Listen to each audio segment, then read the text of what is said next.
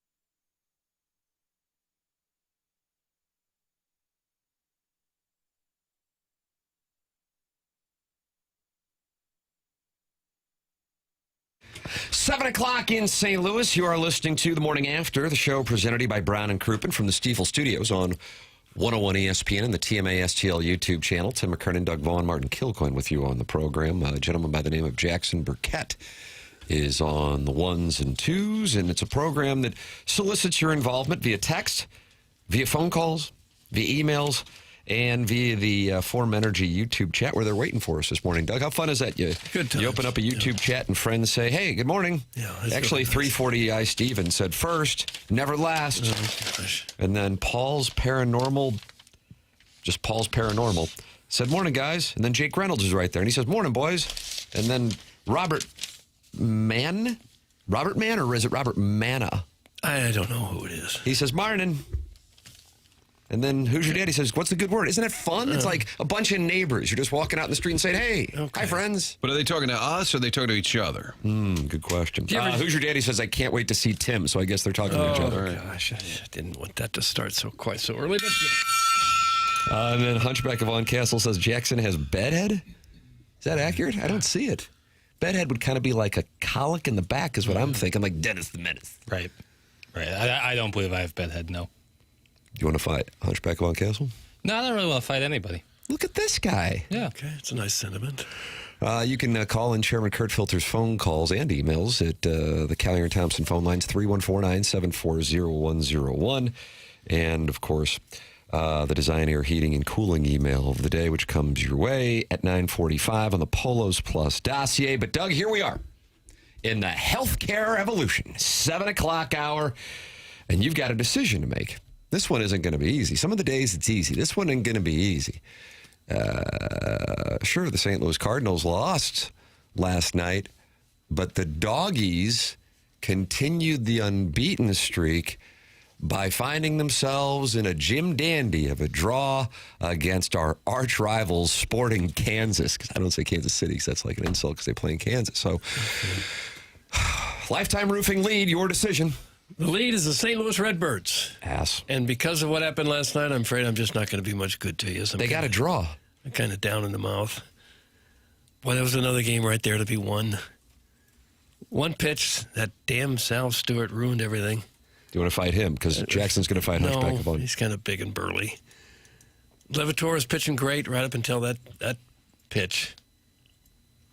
3-run tater by Stewart. Cardinals almost come back in the ninth, get two, almost had a third run to tie it up. There's a frustrating loss. Yet we're still just 3 games out of the wild card and daddy likey. I thought, what did you guys think on the Mason win ball right off the bat? I thought my God, they're not gonna be able to make that play. He's gonna beat that out. That's what I thought too. Martin, do you think of that same thing? I was not catching that. I was actually in bed super early, although that would have been much earlier than that. Had soccer practice, went to bed, didn't see it, Tim. Wow, Did a look little at you. recap. I got to tell you. I tip my cap. I have a rare night where I just shudder kind of Now, down. I know that's going to catch a lot of hatred, but I still That's tip my fine. cap. I did the old Good for you. What time did you go to bed? I did a little YouTube recap. I was in bed about 8:30. God bless. Much needed. Did you sleep all the way till like... Oh, yeah. God bless America. Well, you can when you don't have a dog barking all night like Dora. Oh, Well, no. Doug's dog was texting, but all night. Oh, What are you going to do about that? I don't know. Took her to the vet the other day. He said, she may have 5 or 6 months left. oh, well, now it's sad. Oh, wow. I kind of thought that was going to be the end of it when he took her to the vet. He said, no, she's probably got 5 or 6 more months. So that means 5 or 6 more months without sleeping. It's a tough call. It's really hitting you hard, this news about the dog's fate. I am tired. Don't want the dog to suffer. Correct. But I'm glad you got your sleep. Oh, my God, Yeah. I needed that. Yeah. Now I'm fresh for the tournament, Doug. That was the whole plan. I see. I didn't have a whoop on, but I feel better. You know what I'm saying? I got 98 minutes of REM sleep last night. A little below average, but fine. Yeah. Do you know how much REM sleep you got? No, probably none. No. So you're going to be agitated about this Sal Stewart pitch. Yeah. Fastball, 2 strikes. What are we doing out here? Got a lot of the plate. He's got 100 RBIs now. Jeff Brantley's a banny rooster. Mark, you remember him? Cardinal closer, brief. There was a period where we had Angry a as a hornet. different guy every year. You had Eckersley gave way to Ricky Battalico, Battalico. gave way to Brantley, and the other guy. No, he doesn't have 100 RBIs. He's got 94 on his way to 100. Oh, it still hurt. Cardinals left so many men on base. They had so many chances to score runs in that game. Just couldn't get the key hit.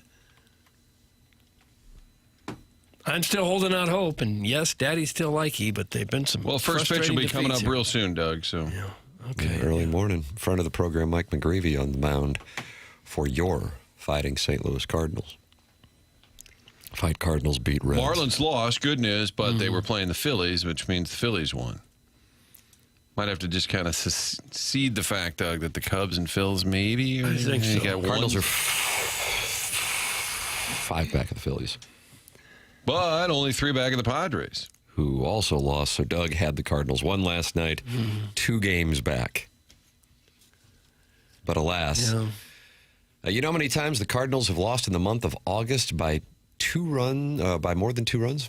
Anybody? No, it seems like 4 or 5. 2 or 3. I'll say 5. Papers, you want to put a puck on the net? I'll say 2. The answer is 1, and it was August 1st in Toronto. Wow. Other than that, it's either been 1 run for the most part, You got to go back to, if I'm not mistaken, the Colorado game, a Libertor start on a Saturday night. But otherwise, I think in the unbiased eyes, if this were a national observer with no emotion or gambling ties to the festivities, I'd say, yeah, the Cardinals probably. Oh, I'm sorry. I apologize. The Friday game, Libertor, also a Libertor start against the Cubs, too. That they should be in the midst of a 6-game winning streak. Yeah, could be. I mean, game 2 of the doubleheader, and then last night. Now, Libertor had been effective with his fastball, and for whatever reason, that's what the Reds were falling for, taking or not having success with. And he was striking guys out left and right, and he had gotten Stewart with the fastball in the previous at-bat, so he went back to the fastball, except this time the pitch that was supposed to be out of the zone on a 1-2 pitch catches way too much of the zone, and out to dead center she goes in a game that kind of seemed like it was on autopilot, with the Reds only having one base runner going into the 6th inning, turns that quickly, and then you go into the 8th inning, and it became a defensive clown show. Yeah, gave away a run or two there. Bunting. Watch this. Maybe this will change your mind on your bunting. Yeah. No, go ahead. It's your song. Didn't mean to steal it. God, got enough cheap cover acts in my work. Bye, baby bunting. Daddy's gone hunting. Okay, that's nice.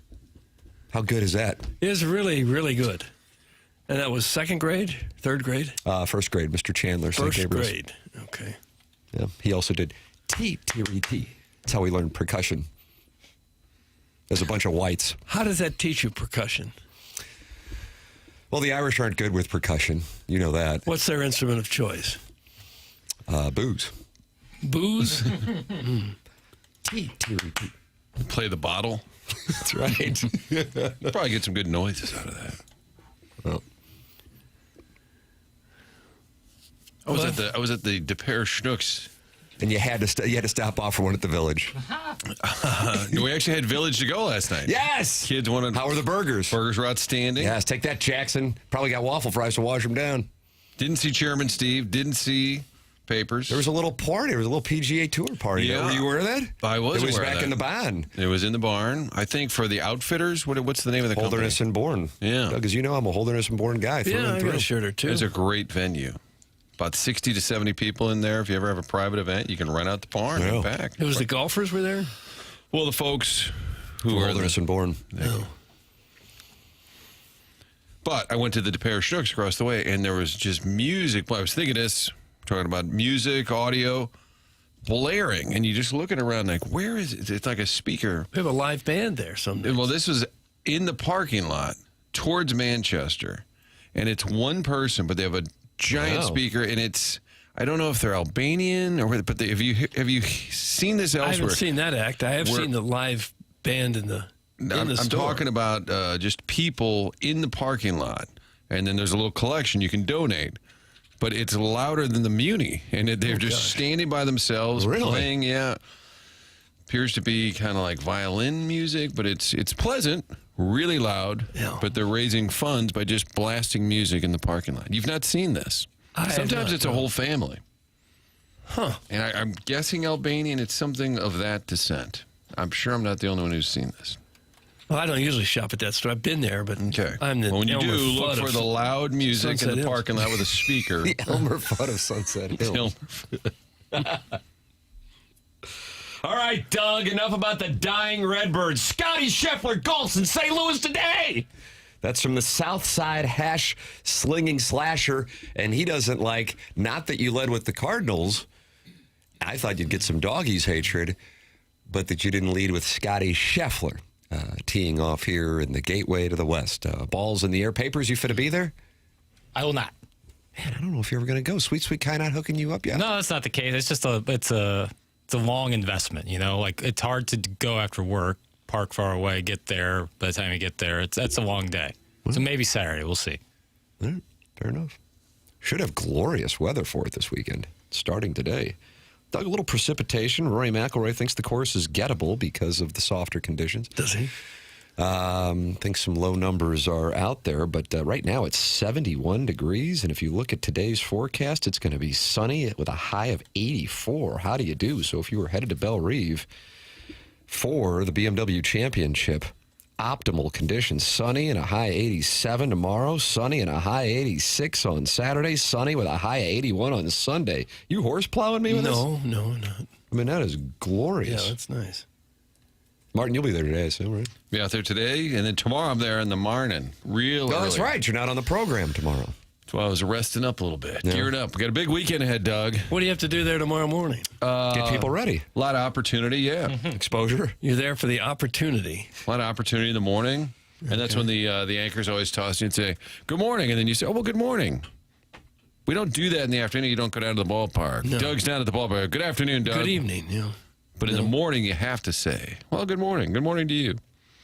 I Get you agree. ready. I agree, Tim. It would be very difficult to work 6 hours and then do literally anything after work. That's from Steven time. Oh, gosh. That had to sting a little bit. It's all good. No, didn't. You're busy. Paper's work never ends. What do you mean? Because even though you're not on the air, you're still working. Sure. Tim and Martin are peppering you with sound bites. That's it. There's always work to be done. Amen. But, yeah, Stephen Time makes a fair point. Wow. This is a pacifist today. This guy wants none of it. Not having it today. Well, I don't know. Did you get a little nip of the cooking sherry last night? I Get did a little not. nip? Just a little. No, just sir. maybe a little whiskey in the dark while reading a Hardy Boys novel. Whiskey in the dark. It'd be tough to read in the dark with that situation, unless I did it by candlelight. But no, I can't reason with some folks. Some folks only want to fight, and I have no, I'm not going to try to argue with that. I saw Ken yesterday on my way out, and he did not ask for anything. Some personal news. We tried to take a picture in between the two. We could not.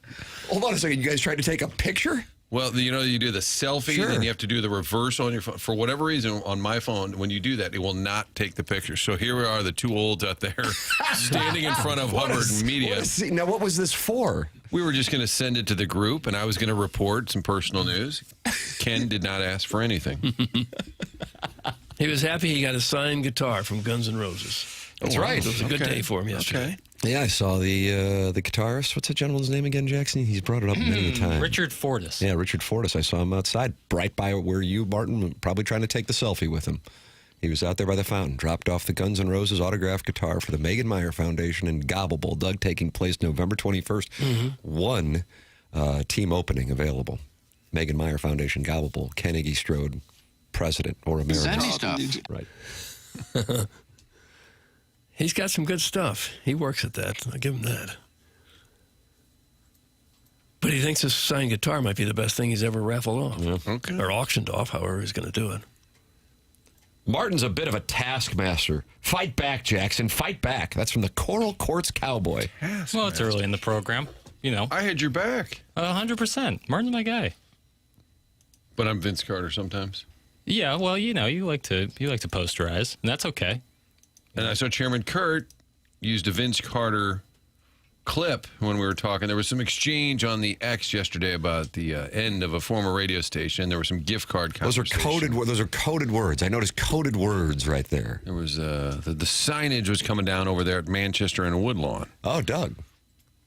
590 The Fan, KFNS. And it showed one of the Hummers getting put onto the back end of a tow truck or something. Yeah. So like the end of an era. Kinda and I sad. said, look for some gently used gift cards. Right. And a gently used Sibian. Probably. And then Who Chairman knows what was in Kurt those came with the closets. Vince Carter Oh, really? meme. Nice. I noticed you didn't like the post, Martin. I was offended. Oh, like tracker. Oh. Here we go. Well, I like the idea of a light No. tracker. You don't like the idea of a like tracker? No, I do. I thought you didn't like the idea of, what was it, Curb Your Enthusiasm. Who is the Outfit tracker. Outfit tracker. That was, yeah. Larry David had a problem with an outfit tracker. Doug, Yeah. who is that actor who outfit tracked? Bob Einstein. Was it not Funkhauser? No, I think it might have been the Funk Man. no.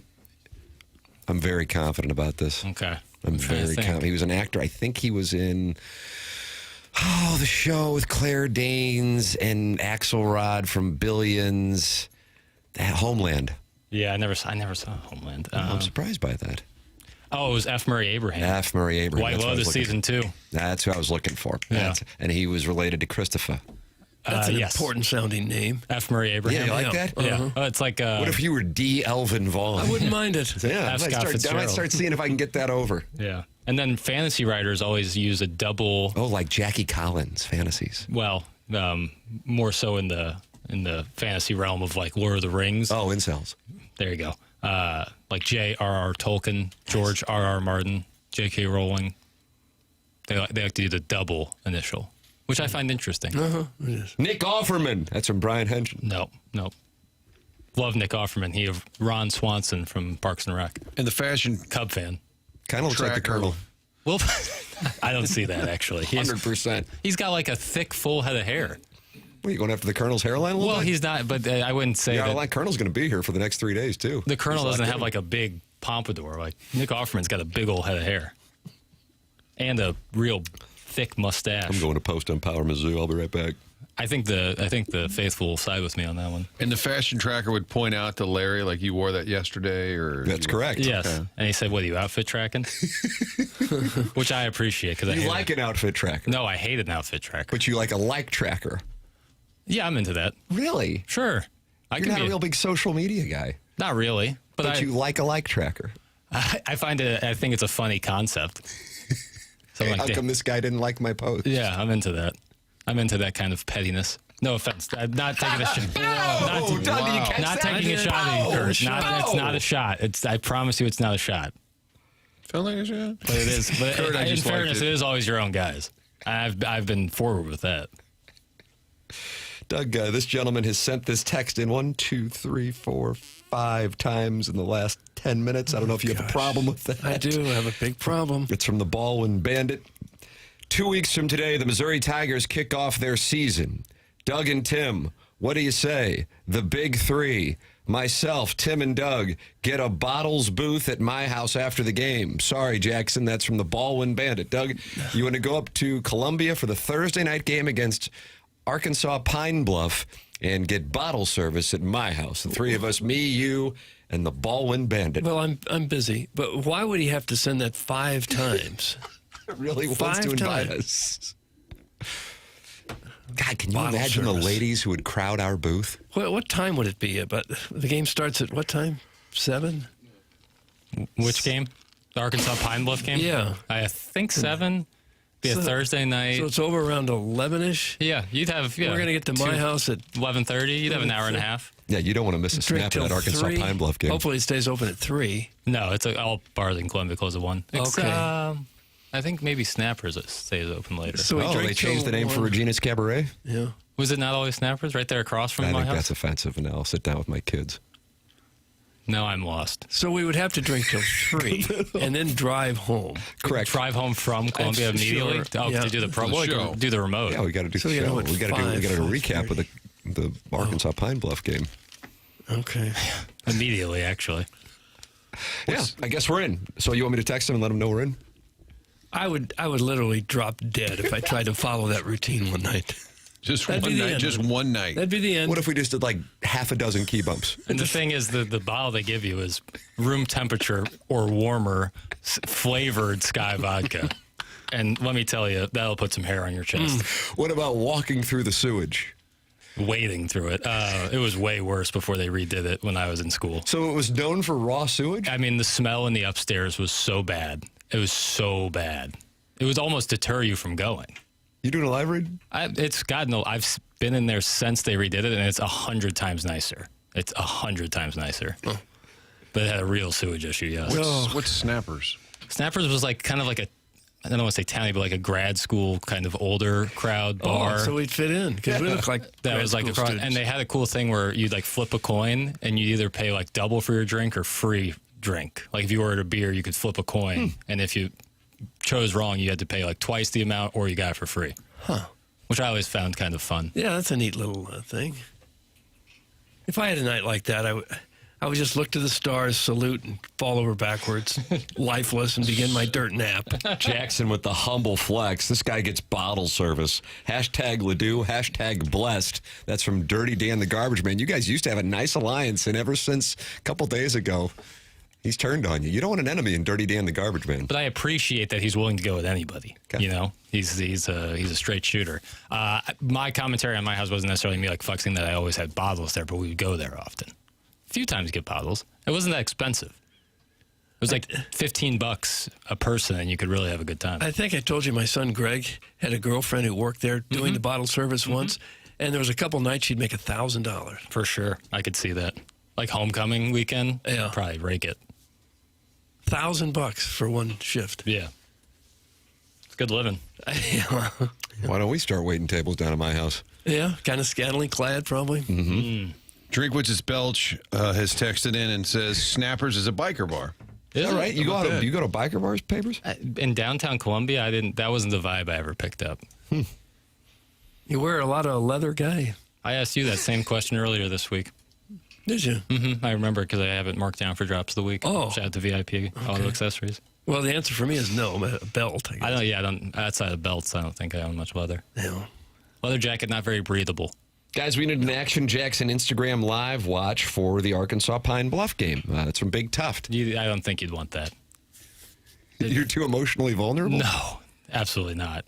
But I like to, that's that first game of the year is when you're. You watch maybe the first quarter. Ideally, one of your quarterbacks doesn't blow out whatever injury Sam Horn had. All of his ligaments And shredded. then you move on in the second half, and it's on in the background. Yeah, that would be ideal. That's kind of what tends to happen on Thursday.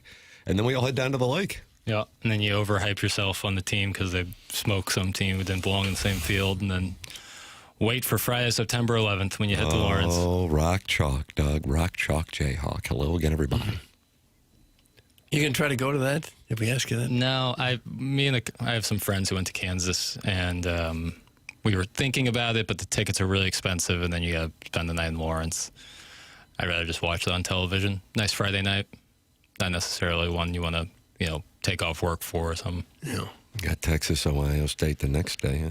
Yeah, You got Texas. Oklahoma, Michigan the next day, too, huh? Yeah, there's a lot of good ball to watch that next day, so probably just stay in town. But watch it intently, for sure. All the bars in Columbia close at 1. What is this, Communist Poland? That's from Jugs in D.C. Poland's not communist. I think they're just desperately trying to make sure everyone is safe in Columbia, Missouri. And if they stayed open until 3, that would be a real problem. Oh, God, yeah. The town would be burned down. Yeah, that would not go well.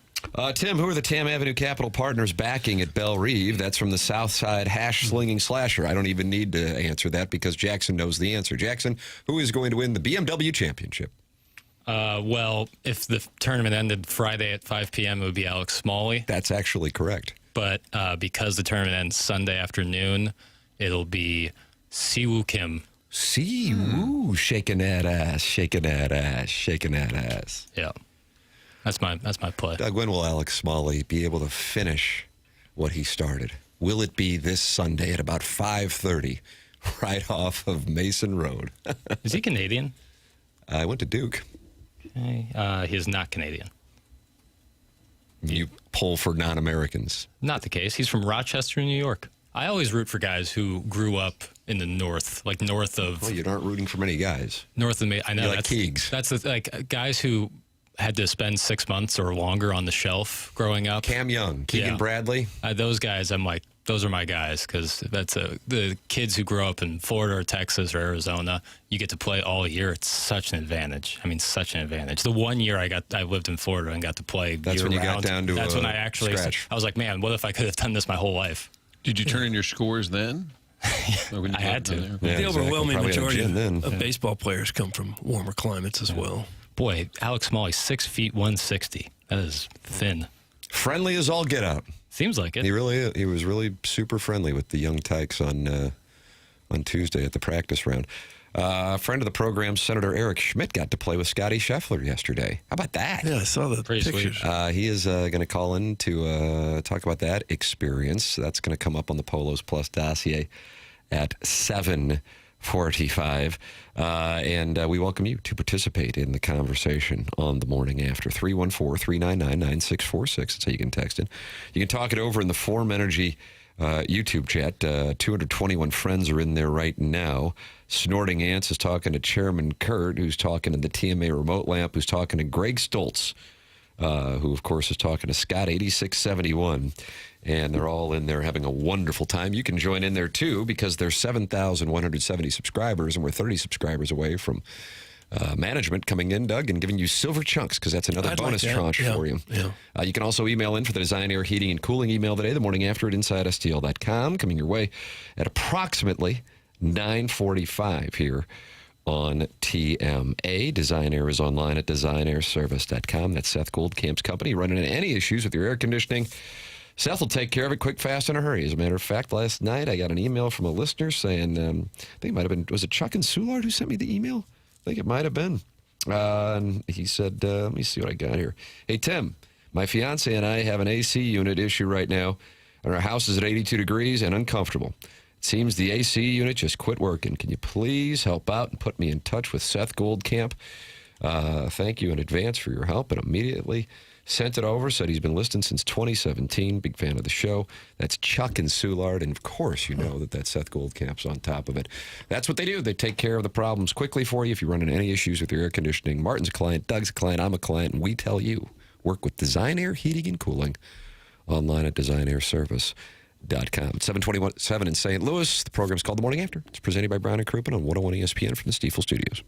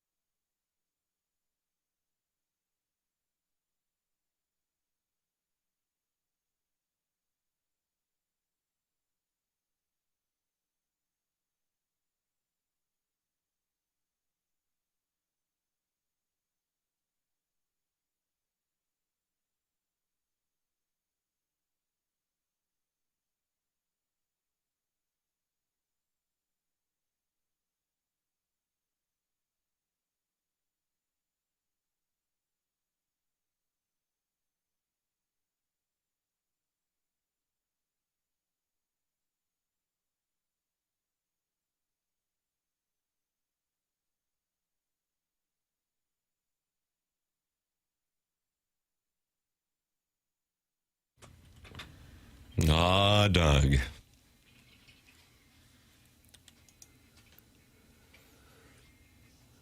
like the Zeppelin version better or the Sean Combs version better? I had to do a Twitter poll. Jackson, can you tweet that out from your personal account? Yeah, I'm maybe good. Like tracking on that one would be spooky. Like tracking. Yeah. Bob Plant's birthday today. Doug, how old do you think Robert Plant is? Oh, gosh. 70. I feel real good about the over. Way over. I feel real good about the over. Is he 80 is the question. Trying to pick up tells on papers. All those guys There's a are big already- eyebrow raise. What's Mick? It's a big music birthday today, by the way. Oh, is that right? Yeah, a lot of stars. I'm going double sevens, Martin. 79? Tim wins because he's 78. Martin overbid.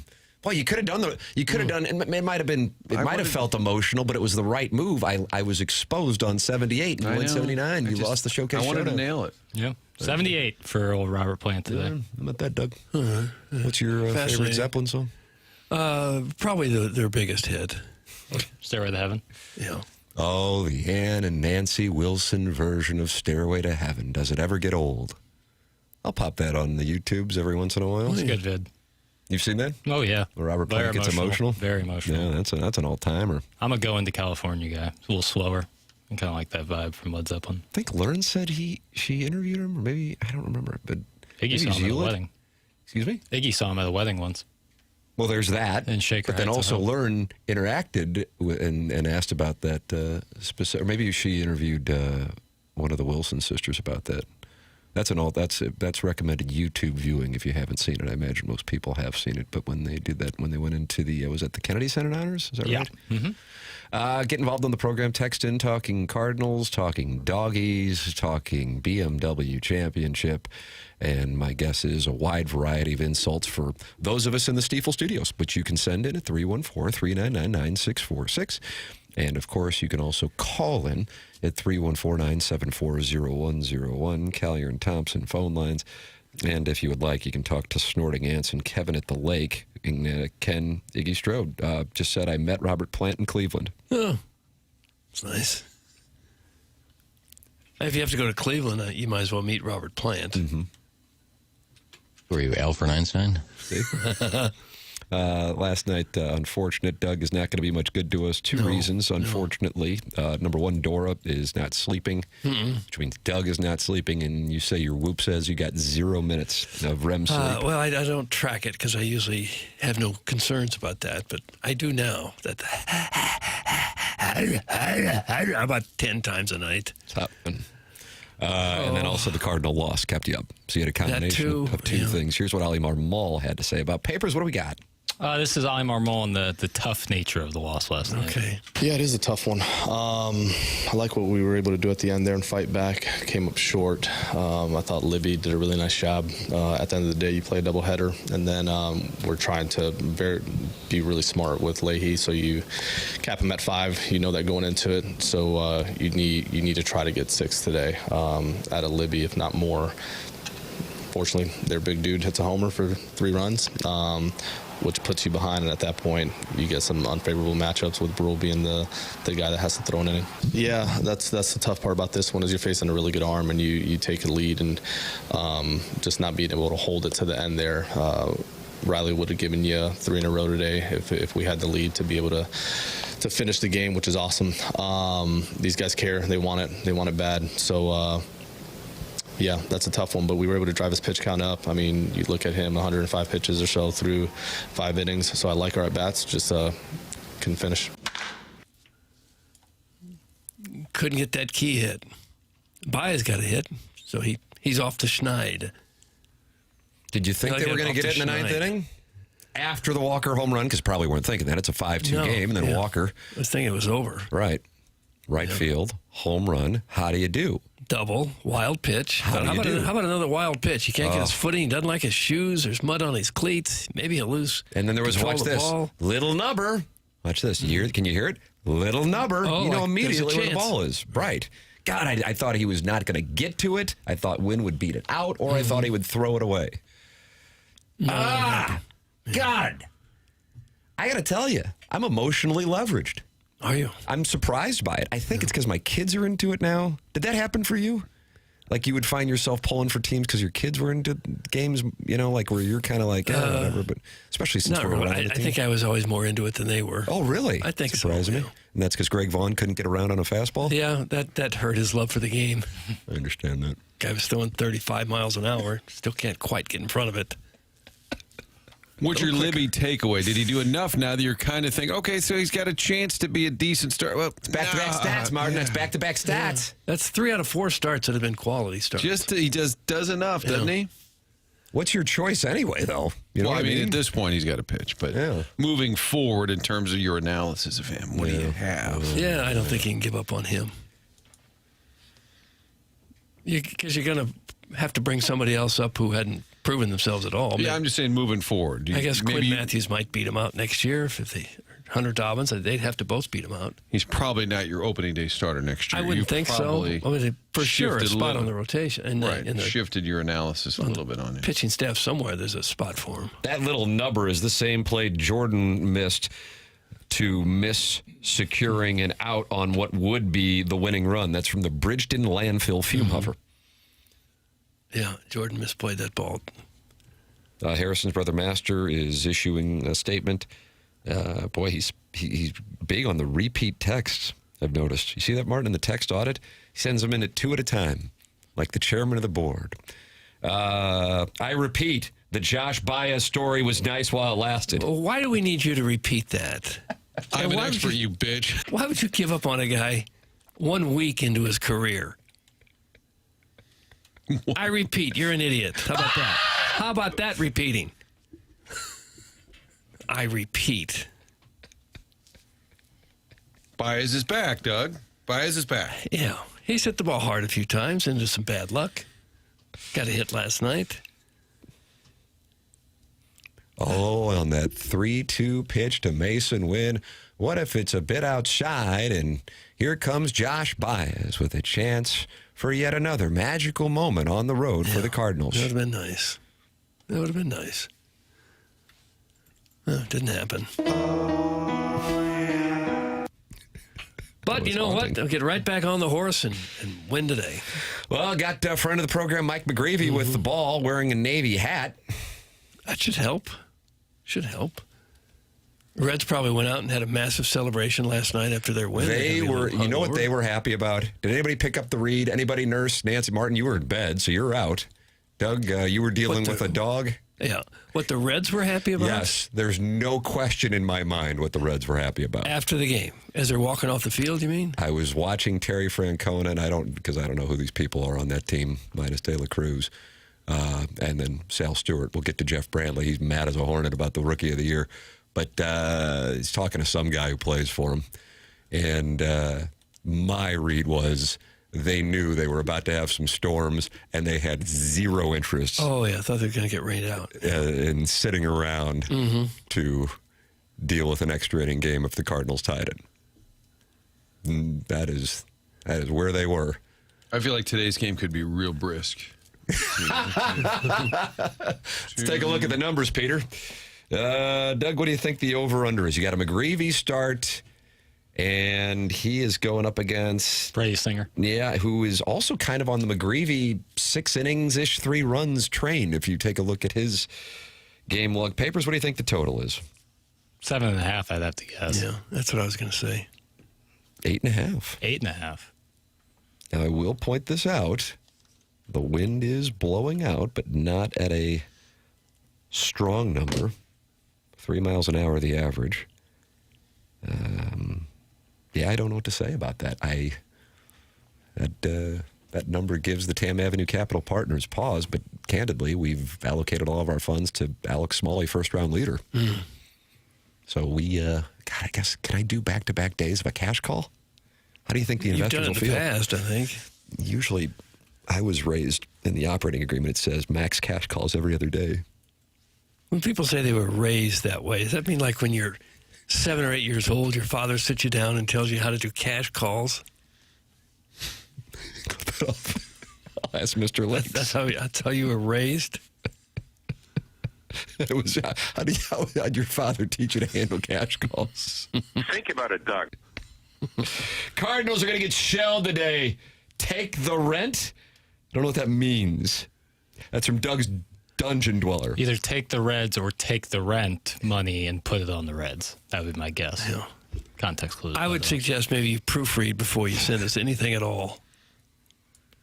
Probably best to proofread before you send anything to anybody. I think so. Take the rent. Probably the Reds. Doug, I am going to the lake this morning for my buddy's bachelor party. Any recommendations on Gentlemen's Club in the Camdenton area?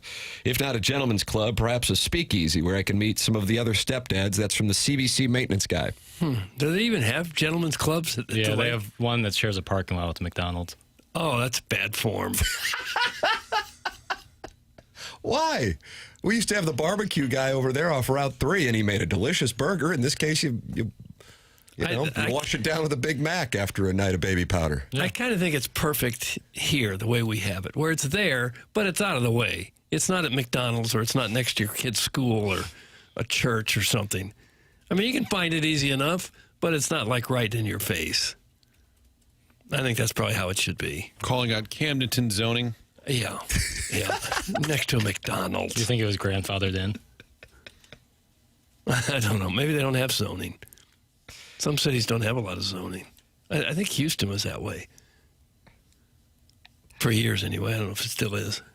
Will you tell Jackson to stop talking and let Martin and Doug get a word in? It's like he's desperate to be Ken. That's from Harrison's brother, Master. Boy, this guy... No problem.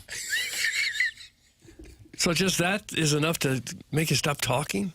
If that's what the people want, man. It's Harrison's brother Master, who's a little banty, without question. Nor do I think I've really talked all that much, but that's what I was surprised to see.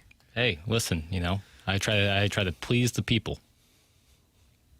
Well, it was sent in 4 times, so I hope the message hits home. Yeah. Well. I'll tell you one message that I'm getting loud and clear is that if you get sideways with Doug, you're going to get suspended in the Appliance Discounters suspension log. A number of people have found themselves in there this week, Doug, in that suspension. Oh, they certainly have. Logule. Dirty Dan the Garbage Man. I mean, that changed his relationship with the show when you hit him and you hit him. He got it for 8 days because he kept arguing. Yeah. It's like arguing with a judge after you've already been sentenced. Yeah. Bailiff, remove this.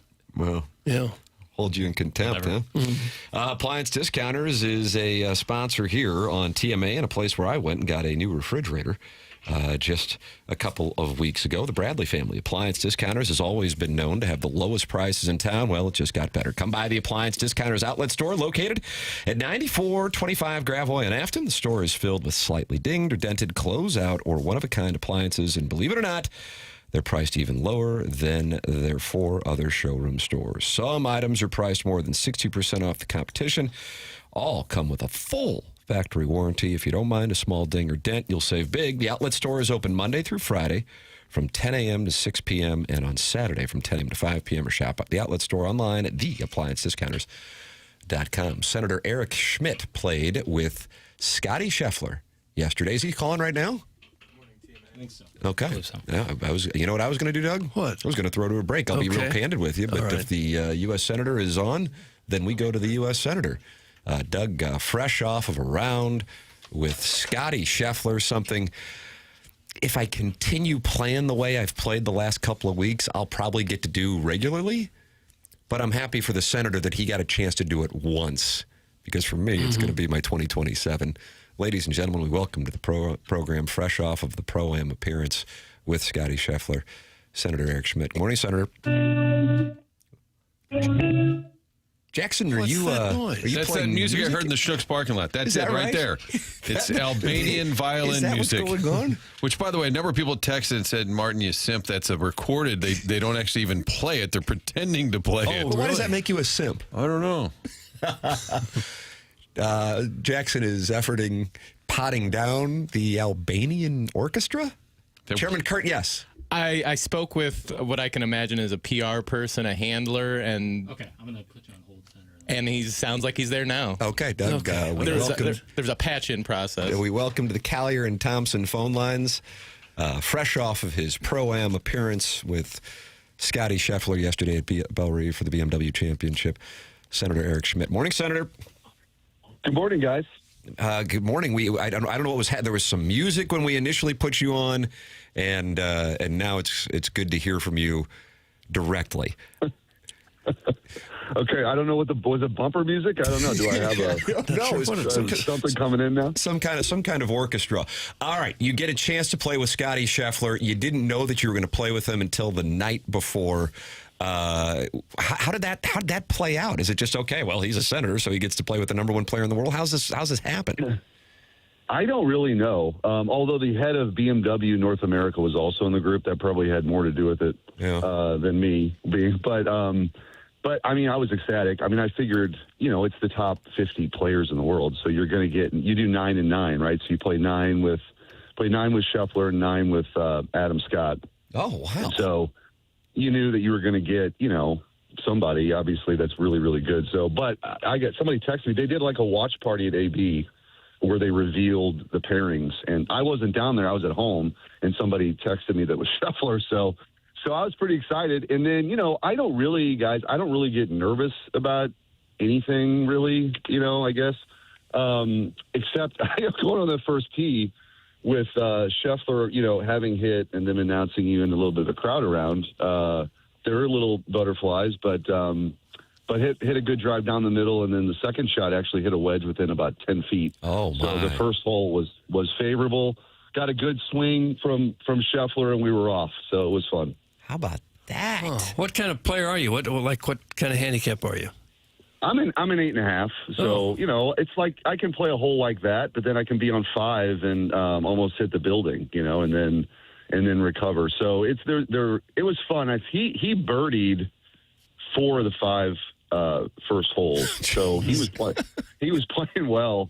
I just try to explain it. I went from there to the State Fair, so I'm actually in Sedalia, Missouri right now. But I was telling some people last night, it sounds different. The ball flight is just different. And I think what separates him is that he just dials in whatever club he has in his hands as, he approaches the green. It's just, he just dials it in. It's just like, for me and in most amateur golfers, it's like, I think statistically you're better off just aiming for the center of the green, actually. Mm-hmm. But he's a surgeon, and he was very generous to him. We had great conversations, talked about like real things. He was asking me about my job, and we were talking about how he prepares and his family and all that stuff. So it was a great couple of hours, and was the most memorable round of golf I've ever had. So. Any Mizzou UT chatter there? Any Texas talk? Yes, is he worried about November? I did say, we've got because we started talking about the college sports stuff actually for a little bit, and I said we got Texas at home, so when Mizzou's undefeated rolling into that game in November, you should come down. So We'll see. He might be busy with other things. Nice. I'm headed there today too, actually, to visit with Drinkwitz after I leave the State Fair. So I'll get my scoop on the edge rushers, how we look. So what's the State Fair? What are your duties there? Isn't there always like a big ham breakfast? Oh, yeah, that's where I'm headed right now. So last night I hosted a pork steaks and Patriots event with the Farm Bureau. Nice. And we have pork steaks and Busch Light and water for other people who are drinking Busch Light, and then and kind of give an update. It's very agriculture centered, and then today is the big ham breakfast. So, all the elected people are there, and it's kind of a gathering where you see people, and there's a lot of media there, and it's a breakfast, and then you go around to the pork palace and the dairy barn, and you get ice cream, and it's a good chance to connect and talk to people from around the state. So I do it every year. It's fun. It's a lot of fun. You guys should do a TMA live from Sedalia next year. Not a bad idea. How about that, Jack? I like the funnel cakes. TMA Live, remote from Sedalia. Love it. There it is. Papers is in. Papers is confirmed. That's where we will be. What do you got going on with Eli Drinkwitz this afternoon? Just catching up. I'll meet with him and Laird Veach, sort of talk about the landscape, and we're going to get back at it in September on the bill. But I do that every year, and I've just gotten to know Drink, and I really like him. I think he's elevated that program. I'll get to see the North End Zone for the first time. I think I'll be at the Arkansas Pine Bluff game, but I'll get to see I just think what they've done with the facilities there is a real kind of commitment to the future for Mizzou football, and I'm excited about it. So, I got a chance to play golf with Drink and Chip Lindsey earlier in the summer, and so I'll probably catch up with the new offensive coordinator too, and I'm just there. I used to check in with the university, but as a fan, I'm just interested in what they've seen from spring practice or from summer camp, and they kind of roll into the season here. So I think last time we talked, the Save College Sports Act, you were hoping that it would get voted on. Obviously, that didn't happen. What takes place next? And we read a lot of stuff. These guys at Yahoo and Ross Dellinger, is it being kind of picked apart? What is the latest? Well, The sense of urgency we had before the August break was that we were going to get caught up in this budget battle that would suck the oxygen out of everything else. But what we actually did before we left was passed the budget, which I was a little surprised. So the continuing resolution gets us to December 11th. What does that mean for this bill? It means that there's actually time in September to do it. So we've been guaranteed the second spot up, which would be that either first or second week we're back. So we're going to have an opportunity to get there. And we obviously have to make sure we have the votes and continue to talk to people. But like I said, getting the SEC Big Ten on board was important. We're going to kind of get back after it as far as like whipping the votes and all that kind of thing here as we approach September. But I still feel pretty good about it. And the timing issue, we have time in September now, which I was concerned about the last time I was on your guys' show. And for the people that haven't followed it closely, what are the main points of that bill? Well, I mean, you look at, there's a judge now that's talking about, I think it's in Louisiana, that's ruling potentially that guys who are in pro camps can come back. Yes. There's just no eligibility standards. The unlimited transfer thing is just graduation rates are plummeting because of it. So it would have set a framework for the NCAA to actually enforce those rules, right? A 5-year eligibility, one-time free transfer.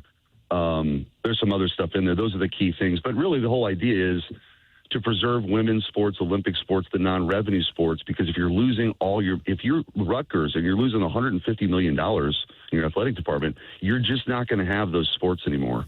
And that affects our Olympic prospects, the 500,000 student athletes that are out there. Not everybody plays on an SEC football roster, so we have, want to make sure that those opportunities are preserved. But, I think the SEC and Big Ten, you can just tell. You saw some of these numbers that came out on what the rosters are. There's $50 million rosters. But we do have the cap, which is basically $21 million now. It allows for another $22 million to retain players, essentially, and $5 million for women's sports that don't count against your cap. So the reason why people like that, even the big conferences, it at least sets sort of what the framework is. So everybody's operating under one set of rules. Right now, that just doesn't exist. And the trajectory is it's just not sustainable. Even the schools that are playing the game right now will tell you it's just not sustainable in the long term. So that's kind of the point of the bill. Senator Eric Schmidt with us here on TMA, headed to the State Fair in Sedalia, fresh off of getting a chance to play at the BMW Championship Pro-Am. 9 holes with Scotty Scheffler, 9 holes with Masters champion Adam Scott. Did you have any birdies, any highlights, anything that will stand out outside of striping one down the middle on the number 1 tee with the number 1 player in the world watching? I had my fair share of pars, so I played, pretty well. I mean, honestly, but compared to those guys, it's just, when you're playing year round, I mean, these guys they have birdie putts that are very makeable on a course like that. I will say, as people watch that tournament, the rough is absolute jail. Like it is, if you're in the rough, like I was clubbing up a couple of clubs and just to get it out, and basically you're just kind of scrambling at that point. So those guys are better at it than an amateur, but even I think those guys would tell you. And I would say they're actually, and I got a chance to, Scotty's not played in St. Louis before. Oh, about and that.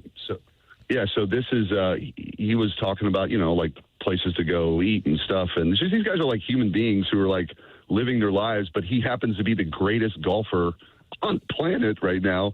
But I was talking about what a great sports town St. Louis is. And they could tell the way that event is built out that there's going to be massive crowds. And that they love that, right? They think that's cool. And St. Louis always shows up for these kind of things. And Adam Scott, who played in the last BMW, knows that. And he was actually telling me, if you guys remember in 2011 when September 11th happened, there was I think it was the American Express, but they were in 2001. Yeah. Yeah, and he was telling me he was on I forget what hole we were on, like on 12 or something. He said he thought he was on 12 when they told him that the planes had hit. So they were in St. Louis on Tuesday. Yeah, playing a practice round. That's right. Tiger, and I think Tiger, Senator, drove right back from St. Louis straight through to Jupiter. And he was going to be playing a practice round, if my memory's correct on that. So he was out there when he found out about it. Wow. Yeah. But he has fond memories of St. Louis. I think he I think he finished in top 5 maybe last time I was here or something, but he's had some success.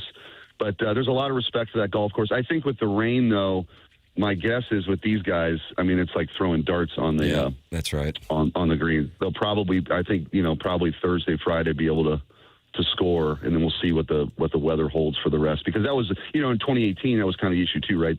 They want to get those greens really fast, and they are quick, man. Like it's a lot of touch to not, if you've got a downhill putt, not for it to blow it by 10 feet. I mean, they're still fast even with the rain, but what these guys play with every week, it's just a different level. So as an 8 handicap, though, you're a pretty serious player. How much farther was Scheffler hitting his tee shots than you? Well, they had us. So those guys are playing from the tournament tees, and then they had us, the amateurs, playing at effectively like the blue tees. So we weren't teeing off. So in some holes it was 60-yard difference. Some holes it was 80 yards. So I was out there, and on some holes passed, but that's not a fair comparison because our tees were so much further up. Yeah. But he just bombs the ball, and it's just amazing. There's no errant shot. The ball just soars into the sky. I mean, it's just cool to watch in person, and they just go about their business. And like I said, he's just a very down to earth guy. Like he's just, I was very impressed by that, and then I think the level of consistency and the respect that the other players have for him. Yeah. And they know each other really well. Like these guys are around each other all the time, and they just know he's that good. And it was fun to play with him. What a great opportunity! That's super cool. I know you've gotten a chance to play with Bryson DeChambeau. You've gotten a chance to play with President Trump, and now the #1 player in the world. What an experience! BMW Championship getting underway here in St. Louis in a couple of hours. Senator Eric Schmidt with us here on the program at the State Fair in Sedalia, going to meet with Eli Drinkwitz this afternoon. Always appreciate the time, and thanks for sharing the experience yesterday, Senator. Absolutely. We'll have to do a TMA foursome before the that's where you will experience nerves and, candidly, some ball striking that is a little superior to what you saw yesterday.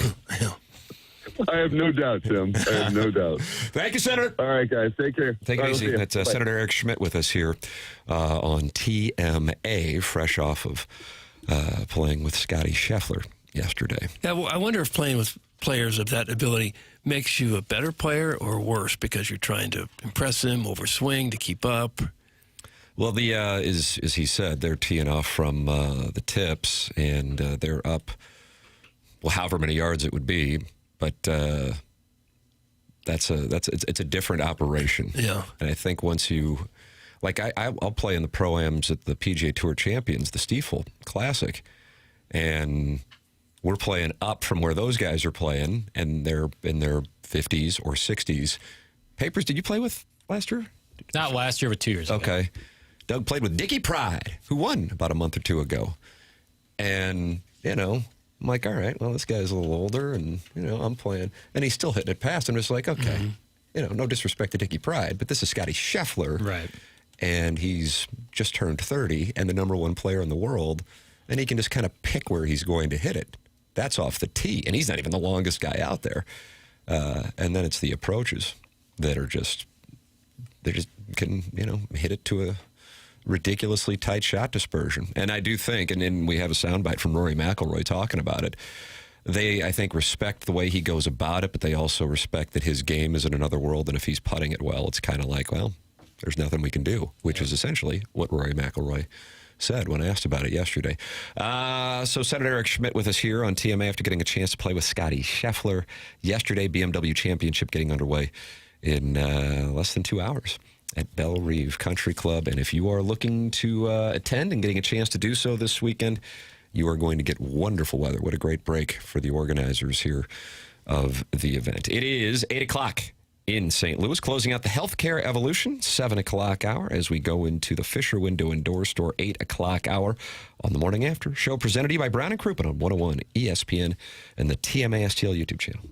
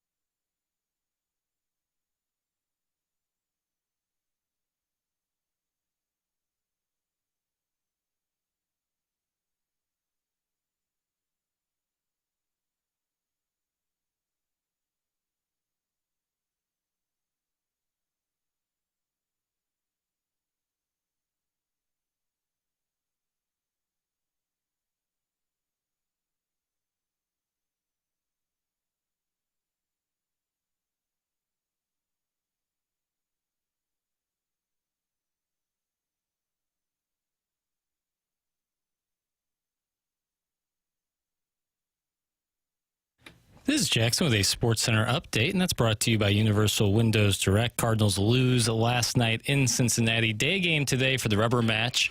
11:40 a.m. is going to be the first pitch with Michael McGreevy on the mound for the Cardinals. That was another SportsCenter update brought to you by Universal Windows Direct. You'll be saying, I love my windows.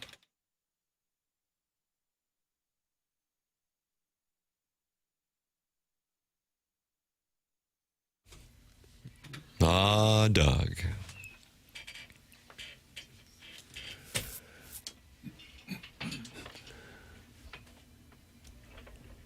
Shaft. Nice. Isaac's birthday? Mm-hmm. Isaac Hayes? Yeah. Still with us, right? No, sir. Oh. Tough putt. Downhill. Died 18 years ago. 18 years ago. Oh, just missed it. And he was the chef in South Park? That's right. Yeah. Oh, man, and I would have had to sit down with my children immediately. The program's called TMA. It is presented to you by Brown and Crouppen from the Stiefel Studios on 101 ESPN and the TMA STL YouTube channel. My name is Timothy Michael McKernan. I'm joined by D. Elvin Vaughn. Makes me sound a little bit more important. Yeah. M. Joseph Kilcoyne. I like this. J. Bennett Burkett. Love that. That's old money there. That's a real good one. You playing 36 at St. Louis today? Yeah, J. Bennett Burkett is really nice. I like that. That's nice. J. Bennett Burkett. If it starts with a J. You get some of that Bricktop's ass with that, eh? Something about it's like J. Edgar Hoover, something about it is more regal sounding. That's who you want to be lumped in with? No, thank you. He had some issues. Certainly. Hey, if you are looking to buy a home, I'd like to recommend our Billiken correspondent, Ryan Luchtefeld, and Delmar Mortgage online at delmarmortgage.com. Ryan gives out his personal number, and you can call him or text him right now if you're looking to buy a home or refinance. It's who I've been working with. 618-593-3608. That's 618-593-3608. Delmar Mortgage is a family-owned business that has been working with customers for 60 years. Ryan has been doing it for 22 years, and you can call him or text him right now if you are looking to buy a home or refinance. 618-593-3608. Personal local touch, but with all the necessary technology to make the process smooth and easy. And if you're looking to buy a house and you want pre-approval and you want to be positioned, that can be done. And I did that, and that was so easy. The technology makes it so easy to do this. It's just a different world than it was even 5 years ago, much less 10 or 20 years ago. Pre-approvals and fast-track options. It'll make your offer stick out to local sellers and listing agents with closings in as little as 2 weeks. 618-593-3608. That is Ryan's personal number to call or text or go online at delmarmortgage.com. Doug, Jeff Brantley was a closer with the St. Louis Baseball Cardinals. And he had a permed mullet. He is now on the Reds telecast, and Sal Stewart is considered to be the underdog per the odds makers by a fairly decent amount to J.J. Weatherholt for Rookie of the Year. The number that is cited as the reason, because those looking at home runs and RBIs would go, what? Why wouldn't it be Stewart? Is the, Jackson, what is the stat that J.J. Weatherholt has the advantage on? WAR. And Jeff Brantley's not happy about that. Here he is in the middle of the telecast after Stewart hit the home run. Okay. But if Sal keeps up what he's been doing, I don't know how you don't consider him the favorite. Well, the only reason that Weatherholt is at the top of the list is because of a subjective look at defensive metrics. Everybody tries to talk about all this data about the defensive alignment and how people catch the ball and all that. If the ball's not hit right at you, it's a base hit. There are no errors given out anymore. It's crazy. That's not a good case. 26 and 91. That's home runs and RBIs for Sal Stewart on the worst offensive team in the big leagues. And I say that because where would this team be without Sal Stewart? They'd be even worse. Right. Took the words out of my mouth. You could make a strong case that he would be the MVP of this team. I mean, there's a chance that Sal Stewart will have 30 home runs and 100 RBIs, and you're going to tell me he's not the absolute blown away front runner because you got a guy that everybody says is fielding good? Come on, man. Ground ball foul, third base side. 2-2 on Dane Myers. Then they should make Ke'Bryan Hayes the MVP. Jeff Brantley on the National League Rookie of the Year race for the record. J.J. Weatherholt, Doug, if you want to put a bet on it, minus 155. Sal Stewart plus 185. Jeff Brantley not happy. No, I could see how the Reds wouldn't be happy with that. Stewart's offensive numbers are far better than Weatherholt. Way, way better than Weatherholt's. Why don't you move to Cincinnati? I don't want to. I hope Weatherholt wins it, but I could certainly see why they'd be upset. Stewart's got some of the best numbers in the league offensively. Now, 27 homers, 94 RBIs. In the smallest ballpark in the major leagues. That's from Mert, the Barbarian. Last night, he hit one 420-some-odd feet. That wouldn't have been out at the old Tiger Stadium. Well, maybe that's the only place it wouldn't have been out of. Forbes Field in Pittsburgh. 70 years ago, it wouldn't have been out. Would have hit the batting cage out there. They used to store the batting cage in play.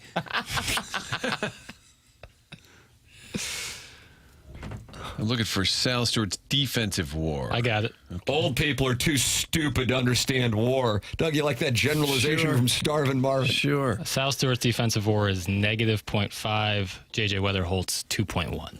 And this is because Weatherholt plays second base and Stewart plays first and third? Well, that doesn't go. He looked pretty good at first. Well, he was saying that they were skewed metrics or something. Well, that they don't give out errors very often, I think was what he was saying. So is he saying Weatherholt's defense is worse than it grades, or that Stewart's is better than I think he's saying that generally in baseball, it likes to give guys good numbers as opposed to detract from their numbers. The way that the statisticians keep the game. I think he was making a comment. Then why didn't Stewart Weatherholt have better numbers? Yeah, that would be a fair question. Because he plays in Cincinnati versus Weatherholt, who plays in the worst ballpark for hitters in the league. That's from Mike's Hard members only. I don't know. That's it. The Reds aren't scoring. The Reds, as he said, the Reds are about the worst offensive team in baseball playing in this ballpark. I don't know. When did we not think it's important for a guy to have 27 home runs and 94 RBIs? When did that stop being an important thing? Sal Stewart's Why don't you marry Jeff Brantley? Yeah, seriously. Cowboy Vaughn. It would have been a home run in 29 of the 30 parks. Can you guess where it wouldn't have been? 29 of the 30 parks. National League ballpark. Did you say National League? I did. Senior circuit. Okay. Oh, okay. That helps now. Senior circuit. Yeah. Arizona? Yes. Martin got Nice, Martin. Chase Nice, Martin. Well, he's having a heck of a year. As is Weatherholt. Would you rather have the good defensive player or the big offensive bat? But I do think in the past it was just an offensive-driven award, and now they're trying to work in the defensive side of it as well. But it could be a good debate at least. Yeah, I think. Without question. Both guys have an argument for it. But as of right now, Weatherholt is a substantial favorite by the sports books.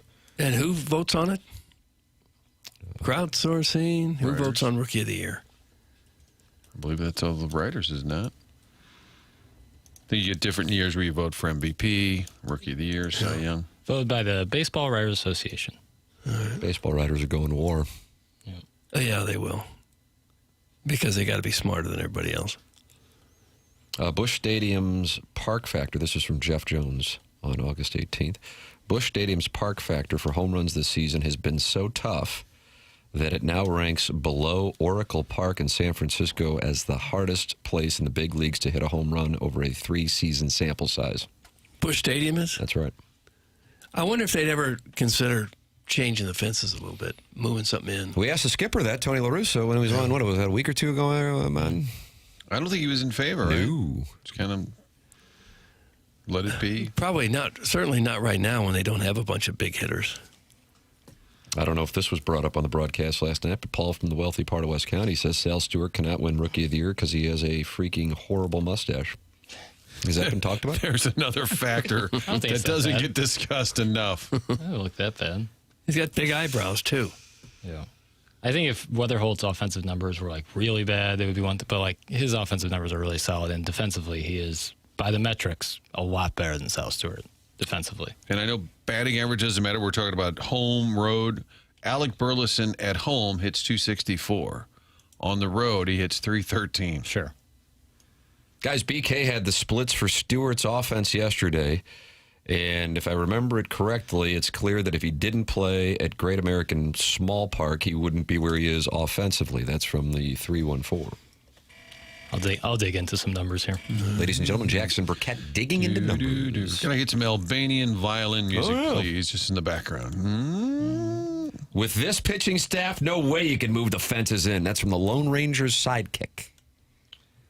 At home, South Shore has a better batting average away from Great American Ballpark. And pretty even on the home runs. Yeah, he home has and road. One more home run at home. His OPS is better at home, but not by a ton, I would say. Slugging is almost the same. His power numbers are pretty split down the middle. Yeah. I don't know if... Mr. Licks has just sent in an AI text that might help. You see it? AI text that could help. I didn't have the text inbox open, but I'm now opening it, and I see that Mr. Licks has sent in. Okay, yeah, that is a long text.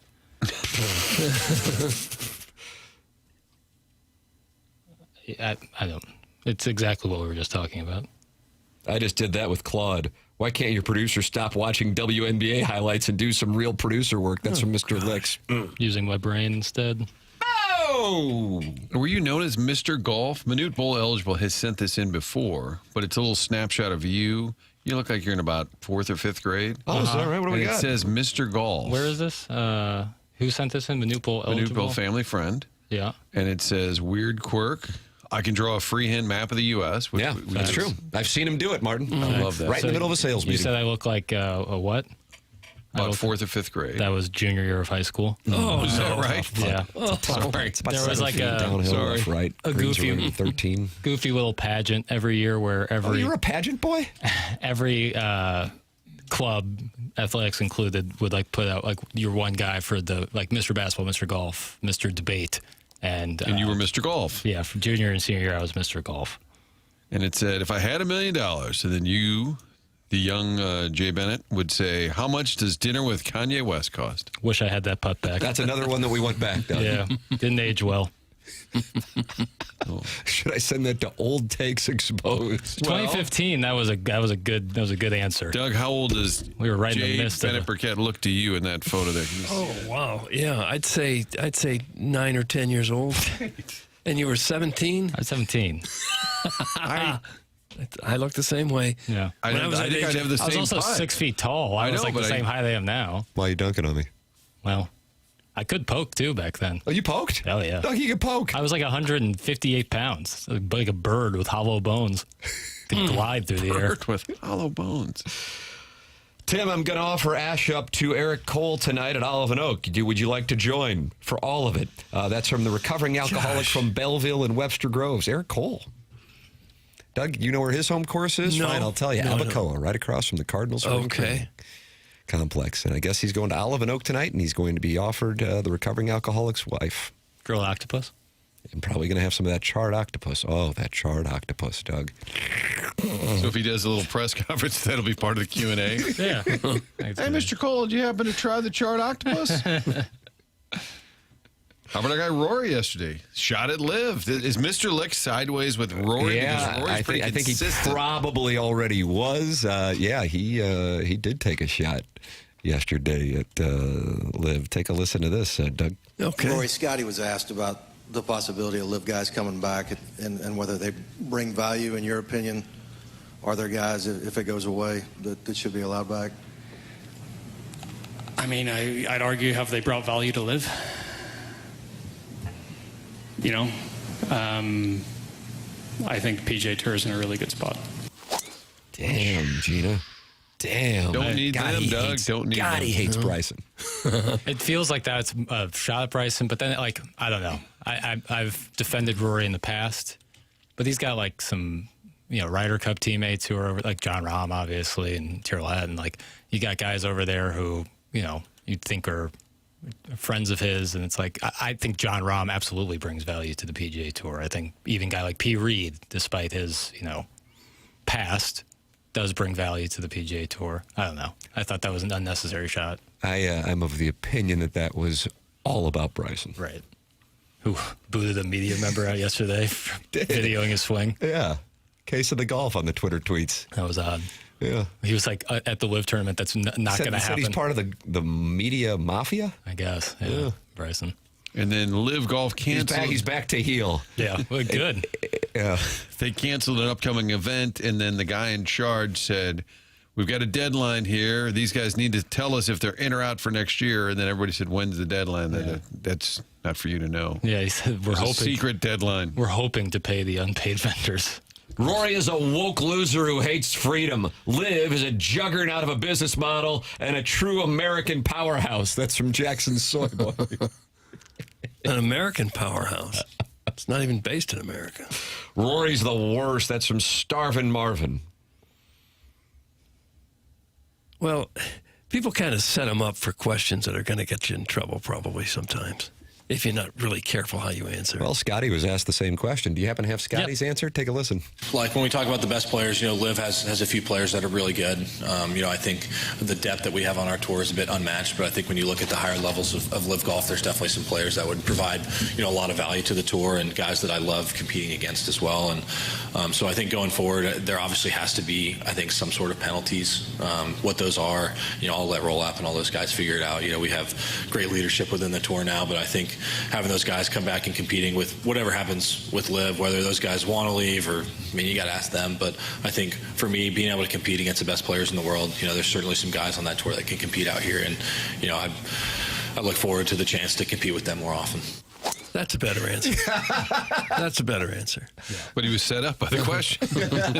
I think Rory absolutely wanted to answer it the way he did. That's he chose to answer, which is fine. That's his thing. I think that there's a fair reason for people to not like Rory McIlroy, but I think one thing that you at least have to mildly appreciate is that he is willing to say whatever he wants or whatever on his mind, and he does not couch his opinion, certainly not in the last couple of years.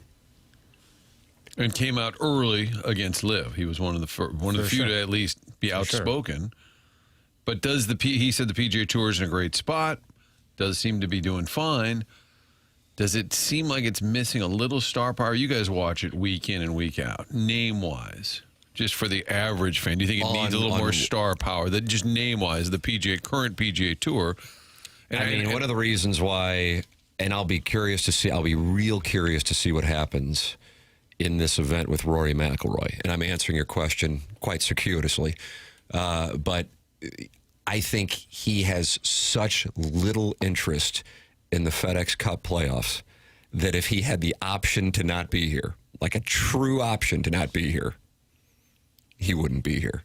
He is about the Masters, the PGA, the U.S. Open, and the British, and I guess the Players, and that's it.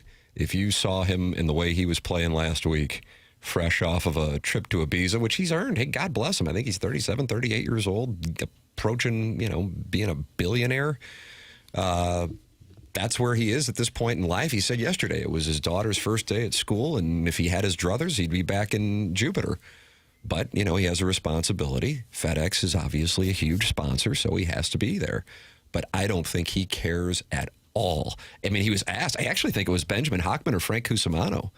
Martin, you were off, so you wouldn't been there, but one of those guys, I watched the whole presser with him, about winning this week, and he goes, honestly, with the way that I played, sometimes it's about trying to get your swing right. So I think he said something along the lines, if I could have a top 5 finish this week, I would probably consider that a win, because he was so bad last week.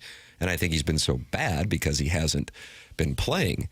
And he hasn't been playing and practicing because they don't care about anything other than, I'm finally getting the answer of the question you asked, the events other than the majors. And then maybe for a guy like Rory, if he could be in the mix for the $20 million, but as crazy as it sounds, $20 million isn't going to change his life in any way. So he doesn't care. He's got the Grand Slam. And his priority at this point, I think he is heavily involved in other businesses and his family, and I just don't think he really cares. Now, the difference is the course they played in Memphis versus the course they're going to be playing here is much more narrow, and he can just bomb it. And if he has a week where he's hitting his driver right, then the world can change for him. So I'll be intrigued from a golf standpoint to see if Belle Reeve sets up better for his game. And even if he's not on, because he can hit it so damn far, he could do some great things. But, number 4 is a par 4 this week, as opposed to a par 5 like it was in 2018. And number 10, which is a par 5 for members, is a par 4 just like it was in 2018. So it's playing as a par 70. And Rory McIlroy's first-round score over-under for the record is 67.5. And that's tempting. But I don't know how the course is going to play yet. I just don't think he's dialed in. So to answer your question, I think for a lot of guys who are not necessarily at Rory's level, because Rory's in a class with Scheffler and that's kind of it, I think for most people they're kind of like, they're playing whatever event. The casual fan doesn't care. Yeah. It's less so a star power thing, more so like the tournaments that they play week in and week out don't have the prestige. The casual fan tunes in for the Masters and to a lesser extent the PGA and the U.S. Open and the British Open and the Players. And then you got golf guys such as myself, but even I'm like, oh yeah, Michael Brendan, congratulations. Right. And like the big prize, like the big draw to the FedEx Cup playoffs. Is that these guys get $20 million that won't impact their lives in any way? Right. It was like the same thing. Like when Tiger and Phil played, exactly you're going there. Yeah, they're like, okay, you're playing for prize money, and you guys are both approaching whatever. I mean, Tiger's a billionaire, and whatever Phil had going on, but the money didn't matter. Right. That's if they're putting up their own money. Yeah. But who's going to sign up for that? Why would they do that? Right. So I don't. To answer your question, finally, like I don't think it matters. I just don't think it matters. Like if Bryson's there and Tyrrell Hatton's there, I just don't think people are like, oh, okay. Now Bryson brings eyes. Don't get me wrong, but beyond that, with Bryson, Rahm, and Tyrrell Hatton, I don't know. But it seemed like golf when you had Arnie and Jack and even Tiger, Phil, just seemed like the star power used to be bigger. It was all about Tiger. If Tiger didn't play an event, the event was immaterial. In 2008, the last time the BMW was here, he wasn't here because that was right after the U.S. Open when he was playing on one leg against Rocco Mediate. So if you look at the players, Camilo Villegas won that, and you know who finished in second? Doug, fine, I'll tell you. Dudley Hart. You look at the leaderboard, and a lot of the guys were out of the game immediately. It was all about Tiger Woods. And I think Rory's just checked out. But at the same time, when you can hit a ball as far as he can, that distance travels, and you have a golf course like Belle Reeve, which will be playing softer this week, which expands the fairways theoretically because it won't be rolling out because the ground will be soft. And if he's sitting there hitting wedges in, who knows? Perhaps that changes the game. But the bet right now, the matchup bet is Scheffler versus McIlroy, but you got to pay minus 350 on Scheffler. And that's a little expensive. But God, I think Scotty Scheffler wants to win this thing, and I think Rory McIlroy would love it if it were a cut event and he could be back in Jupiter by Friday night at about 8 o'clock. Yeah. Maybe I'm wrong. Watch him win. But yeah, there isn't a comp for that either. There isn't, Aaron Judge at the All-Star break says, I got 25 homers, and I'm just going to shut it down. Right. Yeah, that's the thing. And they've been trying for years to figure out a way to beef up the post-final major, what used to be the PGA Championship, now the Open Championship is the final major, beef up that post-major PGA Tour run, and it just has fallen flat year in and year out. You think Mostly, would you like the PGA back in August? Do you think at first I liked it, now I feel like it just kind of disappears? I agree with you. I would prefer it in August. And they kind of said we don't want to go head-to-head with college and NFL, like all the high. But it was always mid-August. You weren't up against it. It was kind of the perfect lead-up to it. Yeah. Well, why did they move it then? I thought it had to open do up with to more golf courses because in August too hot. Like St. Louis, brutal. Like you can only kind of play north, and now with the U.S. Open, you can't play south either. So, in theory, Rory's such a chump.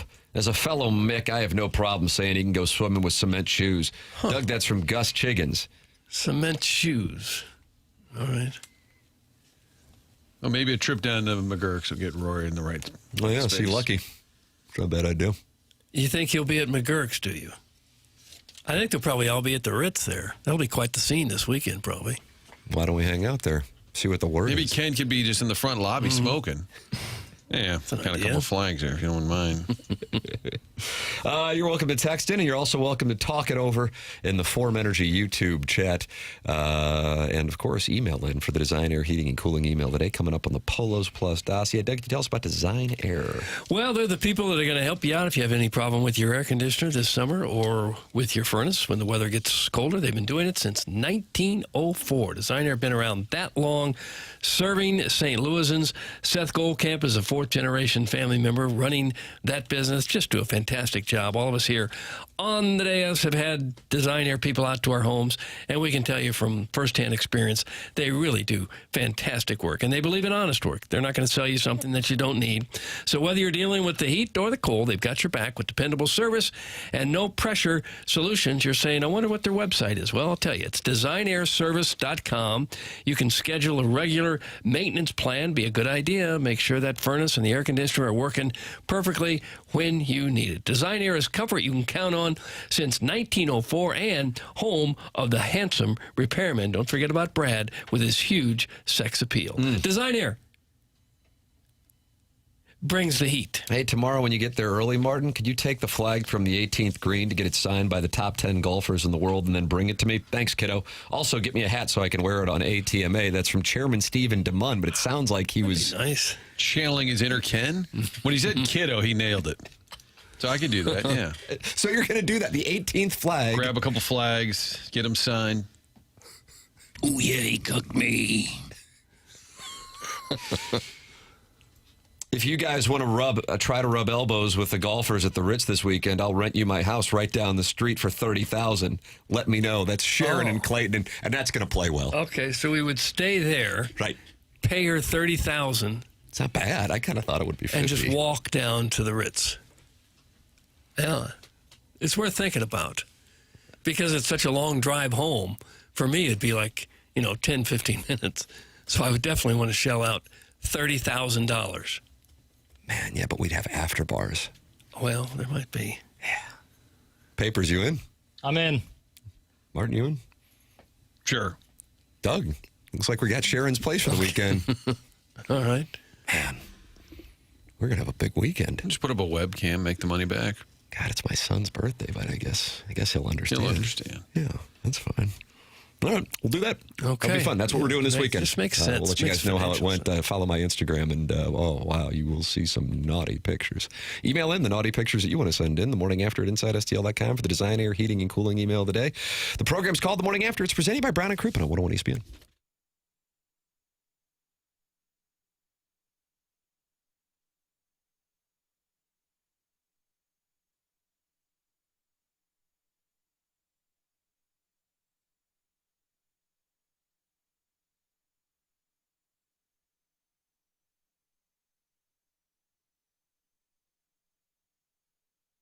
AutoLoanPro.com. Great website to pick out your next vehicle, and it doesn't matter what the situation, what the circumstance, you'll get that car for little to no money down. Also, best rates possible. AutoLoan Pro works with over 50 different lenders, making sure you get the very best deal. Making that large purchase with financing can get a little complicated, especially if there was a hiccup in the financial situation. That's where the AutoLoan Pro steps in, get you the car, and get your credit back on track. In addition to that, that free playbook is on the site. It's going to explain to you how the credit industry works, so you'll learn a little bit and get the vehicle. AutoLoan Pro is part of the Lita family. They've put this together for folks who need to get a car and can pick it out on the site and get their credit back on track all in one full swoop. Little to no money down, best rates possible, cars online for you to choose from at AutoLoanPro.com.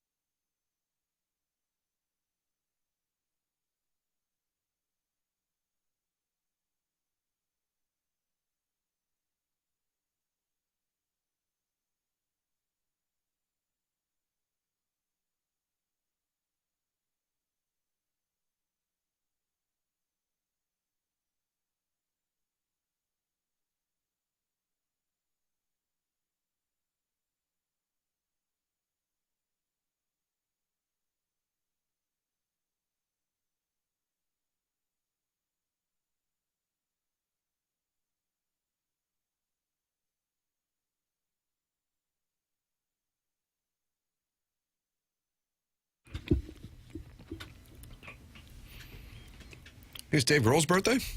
No. Big announcement. Foo Fighters to open for AC/DC in St. Louis on September 8th. Boom. Ken Strode sent me the information. Iggy's the one reporting that? Yeah. And also, holy crap. Also Billboard. But no. I think Strode had it first. You think Billboard said cap tip? Yeah. Strode was on it. Per Ken John Strode. Heyman said Strode. Yeah. Cap tip. Supposed to be Pretty Reckless, but they couldn't. So Iggy loves Pretty Reckless. Yeah, but Foo Fighters filling in. Another bad consolation prize, eh? Oh, so. Mm-hmm. I don't know much about Pretty Reckless. Is that Taylor Momsen? I don't. Doug, is that Taylor Momsen? I don't know either. If you're a big Foo Fighters fan, is that enough to get you to go see AC/DC? If you're an AC/DC fan, does Foo Fighters move the needle for you? Interesting crossover there. But if you're an AC/DC fan, that's a pretty damn good opening. Good ticket there. Papers, you in? I don't know much about it's. No, I guess be the short answer. I will not be going, but why not? School night. Yeah, that'll be my excuse. This is not. Kids are back in school. Like, I don't listen to a lot of AC/DC or Foo Fighters, to be honest with you. Okay. I can appreciate that they're huge, but not necessarily my vibe. What concert would get you excited, boy? I really wanted to go to that Tyler Childers show, but I was sick and supposed to be out of town. So, for 2 reasons, I couldn't go. Yeah, you were sick as a hornet. When I don't get sick often, but when I do get sick, I get really sick. It's not like, some people walk around like, little sick often, like, I got a little throat thing or a little sinus thing. I so seldom have that, but when I am sick, I'm not walking You go around. near-death experience. Yeah. Then you came back and you couldn't even speak. Oh, that Papers was in a bad place. Yeah, my throat was bad. I felt fine, but my throat was in bad shape. I mean, I went to billboard.com for more information on this story, and it is like I've downloaded PersianKitty.com with the pop-ups. It's crazy. I just did the same thing. Did you? Yeah. I had to X out of 3 different things. They wanted me to sign up for 3 different mailing lists. God almighty. Yeah. The Post-Dispatch's website tips its cap to billboard.com with the pop-ups. You win. Yep. God almighty. Well, hell, I can't read the story. No, but the pop-up ads are great because you consume all of them, right? Oh, yeah. And you buy everything. Absolutely. Would it be mean to fill some of those out with a friend's credentials, like a friend's email address and you talking phone about the number? Grill 111? Yeah.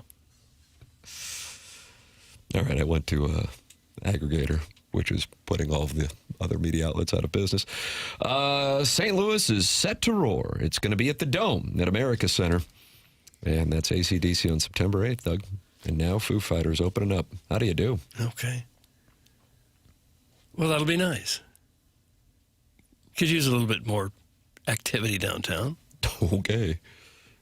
You think it's too crowded down there already? Yeah, I believe that Dave Grohl quoted saying, "This is literally a dream come true. So if you want blood, you've got it. Let there be effing rock, St. Louis. See you September 8th." What's your language, mister? I was reading a quote. Yeah. Doug, luckily the Cardinals are out of town, so that good.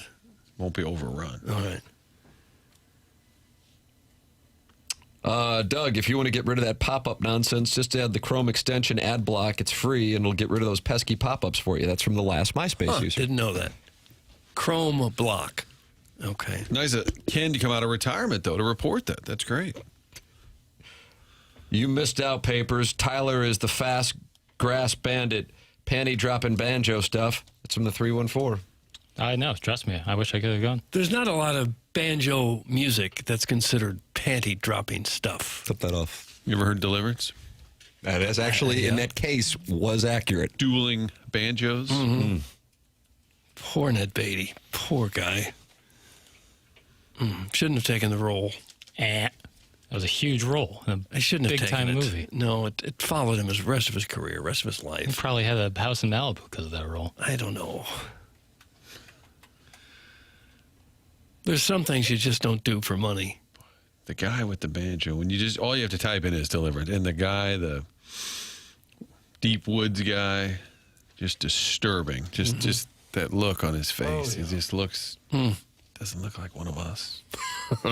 Guys, I would wager the AC/DC and Foo Fighters fan base Venn diagram intersection is fairly large. That's from the Crestwood Coyote. Okay. Doug, do you have that Venn diagram? I don't have it in front of me, no. Normally I travel with it, but I don't have it today. Papers, you know the budget for Deliverance? Back in 72. 72. Definitely $1 million, $2 million.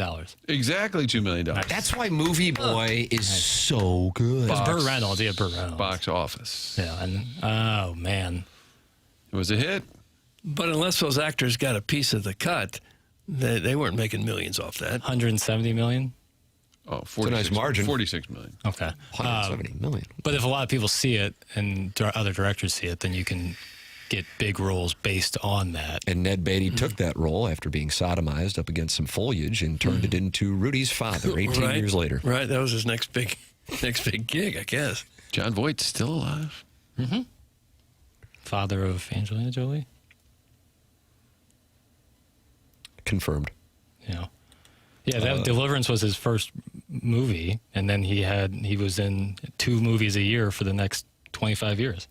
More than that. More. See? Yeah. I still feel bad for the gentleman. Nah.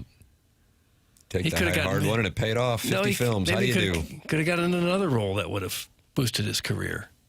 What about the kid who played the banjo? Hauntingly beautiful. Never saw him again. That's the fella I'm That was talking it. about. Picture of him. Oof. By the way, Burt Reynolds ever go to Cardinal games? Because he was Mr. Jupiter, and you'd see all these friends of Tony, all the celebs would swing by, Roger Dean. I don't know that Burt Reynolds ever did. Doug, did Burt Reynolds ever sit down at the picnic table with us? No. You would have remembered. You had the Burt Reynolds Theater there in Jupiter. Is there a wax museum, too? I think there might be. You ever go to a good wax museum, Doug? I don't think I ever have. Madame Tussauds. What's the appeal? I don't know. Maybe that's what downtown needs. Good wax museum. We could become the wax museum capital of America. Guys, Ned Beatty had a net worth of $5 million at death. That's from the St. Genevieve Hoosier. Because all celebrities are required. That's correct. To give exactly how much money they have. That's correct. To networth.com. Right. I bet he had a lot more than that. I think he was part of the Tam Avenue Capital Partners. Oh, he lost a lot. Okay. He was nominated for an Oscar just 4 years after Deliverance for Network.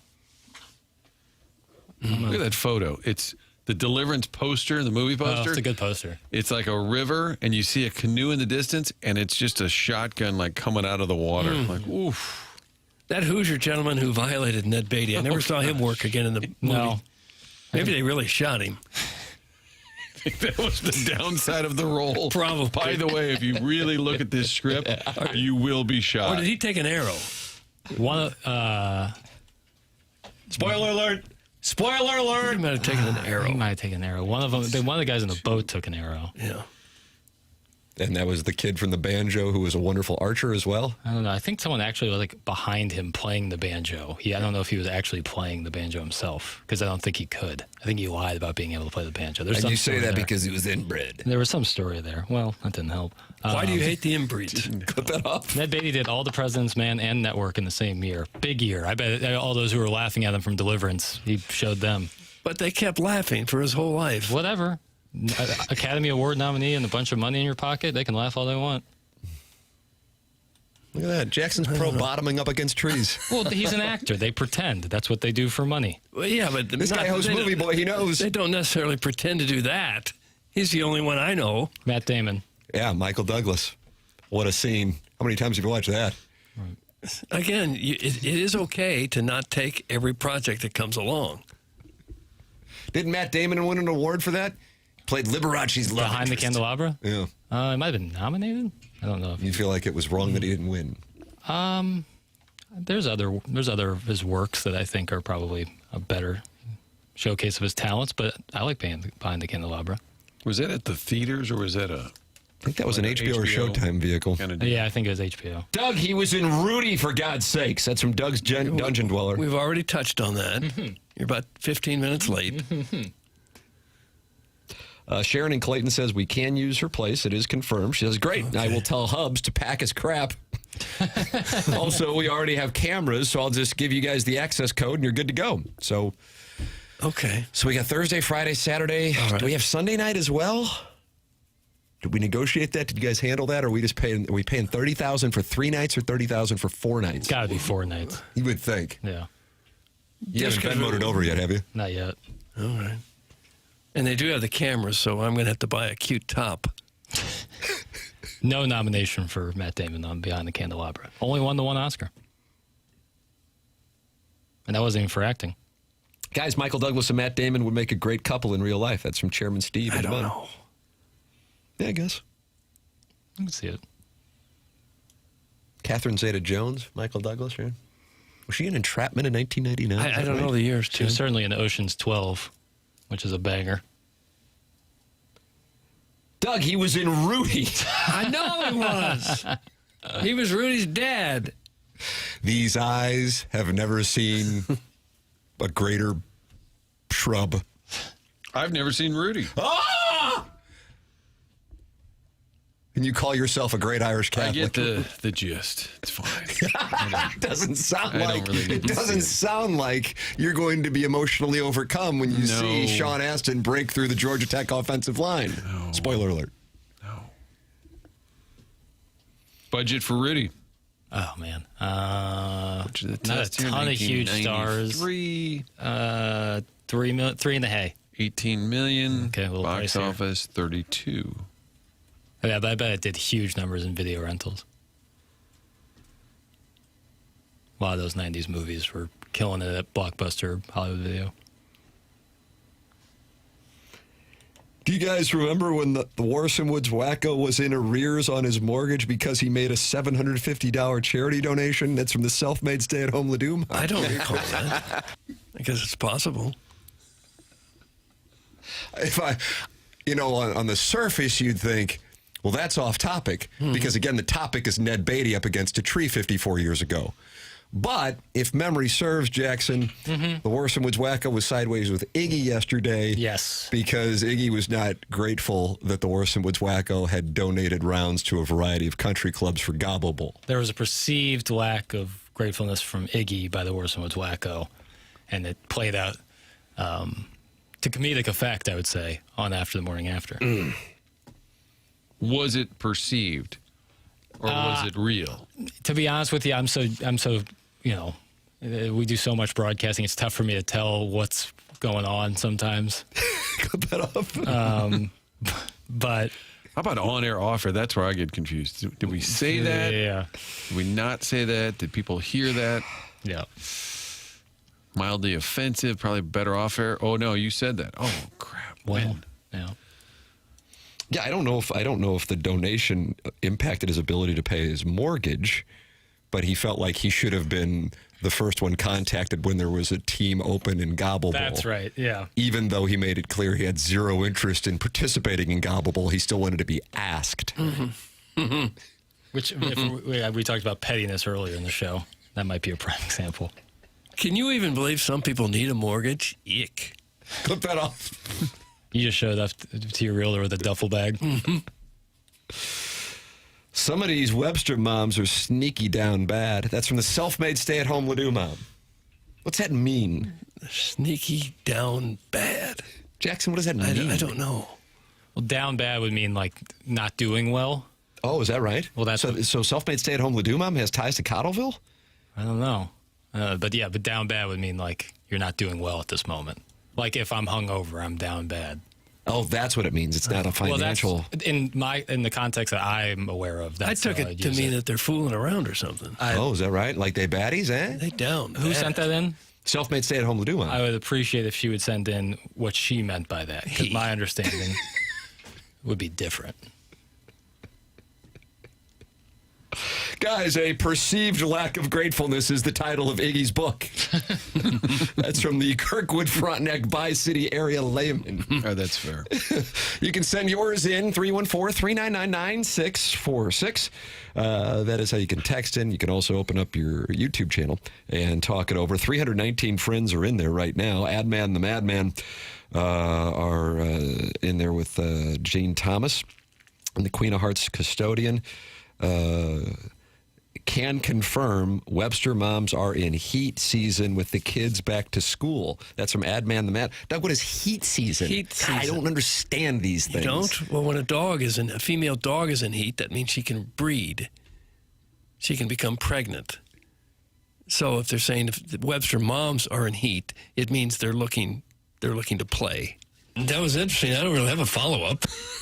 Jackson, can you confirm that? No, I cannot confirm that. I don't know how one would know. I don't know if there's signs. I guess you could drive around Lockwood and just see if you see women in heat. Yeah, see what the word is. You might get arrested if you announce your intent of doing that. Doug, was it Luther Campbell who did business as Luke Skywalker with Two Live Crew, who said, I'm a dog in heat, a freak without warning? Mm-hmm. An appetite for love, 'cause me... so horny. And then they had the sample from Full Metal Jacket with Matthew Modine, and he was... Boy, when that tinsel, that whore, when she was in heat, we'd have gentlemen callers coming from a mile away. So that's why you knew what the text meant. The male dogs can smell it a long way away. I didn't know this. So women get randy when the kids go back to school? Chairman Kurt is confirming that. Really? God, I had no idea. Former teacher. When you're locked up with them all summer, the first day that you can make them somebody else's problem, I would imagine you'd feel a lot of things. Is that right? Man, the things I learn on this show. Tim, I just drove through Webster and the dogs are barking. That's from Steven time. William's hands were shaking. I think this all started because you said you wanted to go see Tyler Childers, right? Yes. Because you broke the news that Iggy broke from Billboard. They simultaneously broke the news. Dave Grohl, Foo Fighters, coming to St. Louis to open for AC/DC. That's correct. And that launched this segment. Dudes be trying to push up on my wife. She bad. It's just the game, right? Yeah. That's what they do. Just because school started again? That's correct. Syracuse.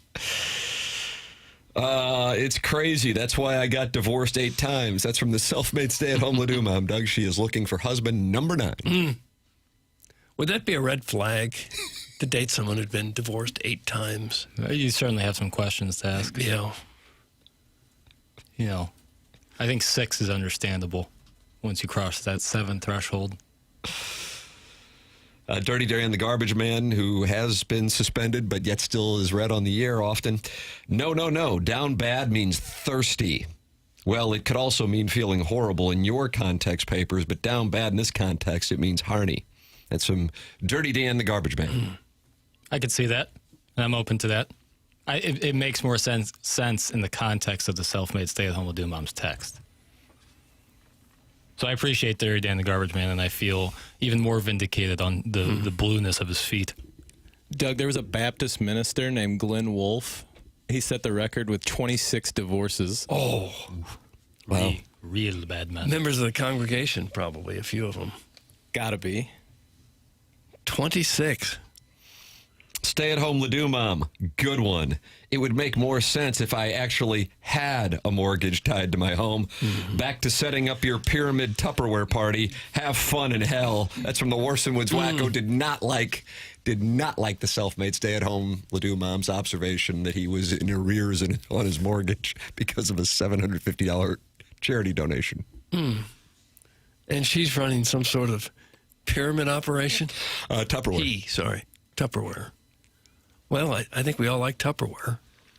David Klein of Hedonism ran the board on this program about 19 years ago and says, I just drove by Olive and Oak. No signs of any moms, but lots of hot dads are walking around. Oh, no. That's from David Klein of Hedonism. So if people are in the Webster area, something to keep a lookout for. He's just not the same since he got caught up in the hedonism lifestyle. Gets a lot of guys. You can talk it over by emailing in the morning after at InsideSTL.com. Talk it over in the Form Energy YouTube chat. Talk it over by calling in 314-974-0101. And, of course, you are always welcome to text in as well. Our Lifetime Roofing lead, the Cardinal lost last night. And Lifetime Roofing is Dustin McClendon's business. They also do siding and exteriors as well as roofing. They install all siding, but specifically specialize in James Hardy siding systems. Certified James Hardie Siding Contractor. Why James Hardie Siding? It's the #1 brand for durability, curb appeal, and the best-in-class return on investment. Lifetime has earned James Hardie Alliance status, which is designed to connect homeowners directly with premium James Hardie preferred contractors. Go to lifetimeroofingstl.com. That's lifetimeroofingstl.com, and work with Dustin McClendon and his team at Lifetime Roofing, a business that is locally owned and locally accountable to you. It's 8:55 in St. Louis. We're closing out the Fisher Window and Door Store 8 o'clock hour. It's TMA 101 ESPN.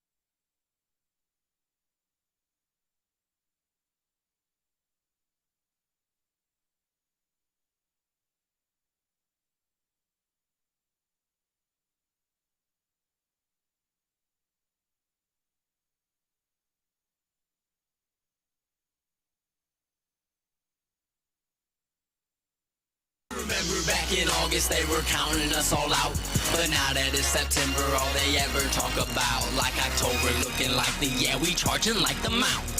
We're ready for you, Niger, he gon' lay you on that ground. Brandon Phillips, where you at? Practically 20 games back. We talking about the playoffs, so you know we brought our bats. Yup, who we got on deck? Them Chicago Cubs. You wanna know the difference between them and us? Well, first off, we red, yeah, you know they blue, but they don't know October quite as well as we do. Yeah, our fans are always crazy, yeah, we hardly ever sober, but then they never party, especially in October. Louis, we the truest red birds in our Weird Al at hearts. first. So many pennants, we should hang them from the arch. I love my This is birds Treader. on my chest, I love my birds. And he performed this live at a Girl Next Door party. Was that 2011? Probably 2011. Maybe it was the January 2012 Girl Next Door of the Year party. Could well have been. Won that one? I'm sure she was a waitress at Hooters.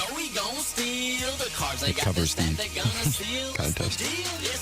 Brother, I might take some time away. There may be a wax museum in downtown St. Louis. On the landing. Manute Bowl eligible has sent in a screenshot. I don't know if it still exists, but a couple of texters pointed out we have one down. Somebody spelled it down wrong. Downtown. And you haven't visited it yet? No, I haven't either. Doug, you love a good wax museum. I do. You know, I like a little like hardcore. You do, like a dirty. Oh, I prefer a wax museum. Laclede's Landing Wax Museum. Now, you think Treader's song was good. Doug, do you follow Dan Rapaport? I don't believe I do. Jackson, do you follow Dan Rapaport? I do, and I honestly am a fan. How about that? He recorded a song. Take a listen. Guess who's back? Back again. Scotty's back. Sung J.M. I created a monster because nobody wants to see Bennett no more. They want young Remy. He's chopped liver. Well, if you want Remy, this is what I'll give you. A 68 on Thursday, but a 6-1 is sicker. So the LIV won't let me be. Paying John Rahm way more than me. Fitzy jumped me down at RBC, but it feels so empty without me. Now this looks like a TPC, so everybody just lose to me because I'm back and I want the trophy because it feels so empty without me. What was the need for that? Who is this guy? Who is this character? Dan Rapaport is a golf journalist. He was formerly of Foreplay, the Barstool golf outlet, and he is now on his own with Scratch, I think is the outlet that he works with now, but he kind of does his own thing. I do like his golf coverage. Jackson's about to issue a disclaimer. I do like his golf coverage. Maybe some of his MC work isn't the strongest. Although, creative, but I would have put a beat under it, probably. Acapella rapping's tough. What brought that on? Who knows? He's there's people don't like him for reasons just like that. But you enjoy his work. I do. I like that music. Well, no. See, now I think my disclaimer earlier, you might have been, I don't know, looking at the Wax Museum information. But yeah, it opens at 11, $10. It says it's a weird time to open. Yeah. Shocker, Jay Bennett Burkett loves him. That's from the TMA Reddit Insider. But the good news there is Jay Bennett Burkett's catching on. Thank you. Yeah, Dan Rapaport, 4.4 million followers. Yeah, there was a whole thing about that recently. Golf Insider, Golf Sicko. What do you mean there's a whole thing about his followers? There was someone noted there was a big jump in no laying up and Dan Rapaport's follow list. Buy and follow allegations? That's what I saw. I don't know. I couldn't confirm anything on it, so I probably shouldn't even speak about it, but that's what I saw yesterday on Twitter. He was left in puddles back in March when the Tiger Woods DUI thing happened. You like that term, left in puddles? What does that mean? He posted sobbing. He was visibly upset by it and couldn't contain his emotion in the video that he posted. Really? Jackson, did you see Dan Rapaport left in puddles? I didn't. I did not. But I've heard that. I wasn't locked in to his reporting on that, but I have heard that he was quite emotional. His most recent tweet said, huge Wednesday show, and among the topics it says, addressing the rap video. So it sounds like he had to discuss it. He tweeted it out, so certainly wasn't that afraid of it. It didn't play well in the Air Comfort Service text inbox. What are we doing? That's from the Crestwood Coyote. Mm-hmm. Ow! My ears! That's from Big Tuft. Papers is a fan of this? It's from Closeted Beatnik. Ricky Putz. God, he's insufferable. Jackson Soyboy. I feel physically ill after that. Shocker. Jay Bennett Burkett loves him. TMA Reddit Insider. Drown that dude in a damn lake. That's from Jugs in D.C. Don't ever play that again. That's from Will Clark's postgame bevy. Maybe we need to hear it one more time just to fully appreciate it. Guess who's back? Back again. Scotty's back. Sung J.M. I created a monster because nobody wants to see Bennett no more. They want young Remy. He's chopped liver. Well, if you want Remy, this is what I'll give you. A 68 on Thursday, but a 6-1 is sicker. So the LIV won't let me be. Paying John Rahm way more than me. Fitzy jumped me down at RBC, but it feels so empty without me. Now this looks like a TPC, so everybody just lose to me because I'm back and I want the trophy because it feels so empty without me. Okay. I didn't like it any more the second time than when I heard it the first time. And then part of his Twitter exchange, somebody from Front Office Sports said, hypothesis, the golf media loves golf more than any other sports love what they cover. The golf media loves golf more. That was the response to the video? Well, it's part of an exchange with Dan Rapaport. Got it. Oh, did he get banty?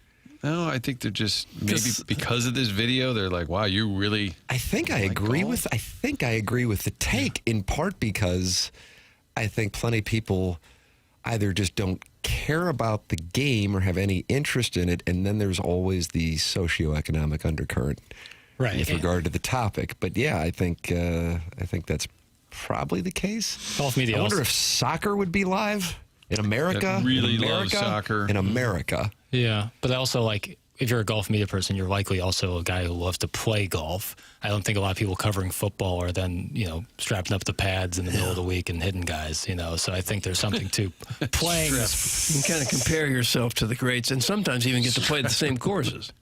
Yeah.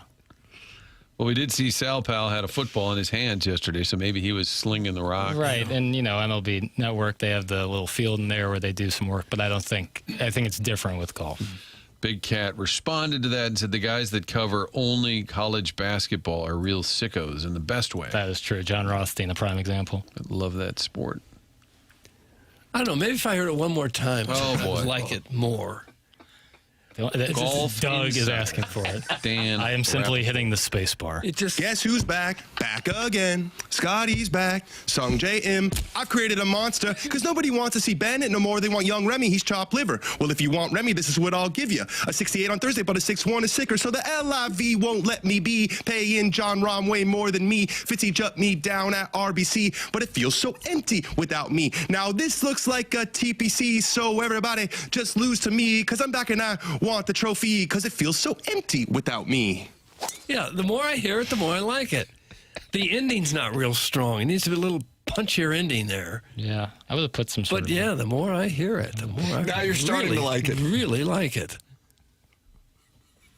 Into the sun! That's from the Sun launcher.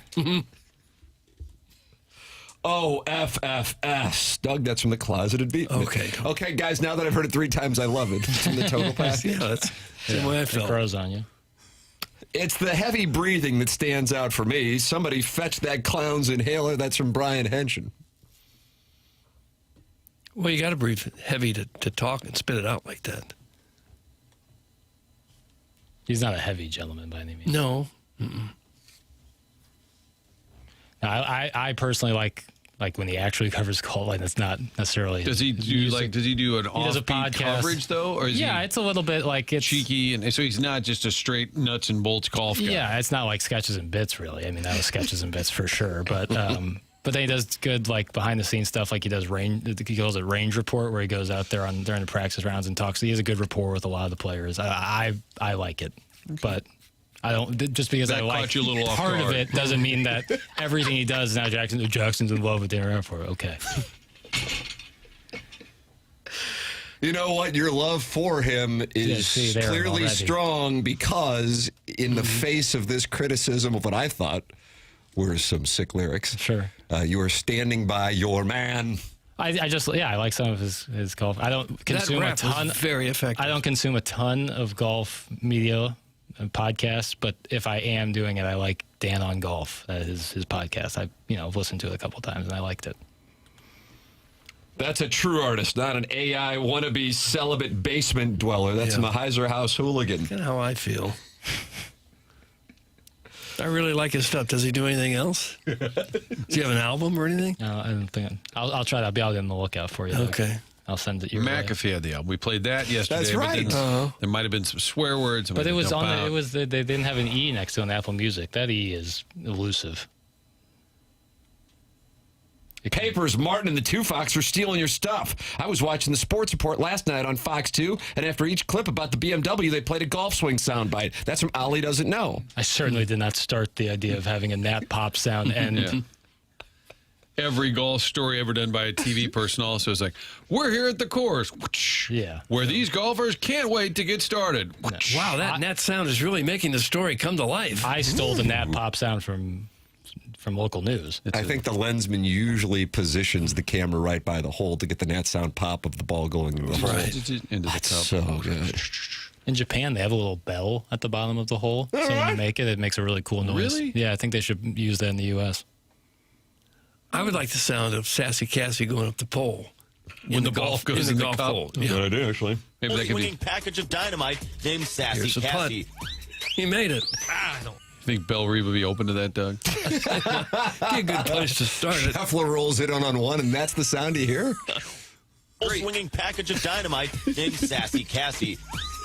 They're underway at the BMW.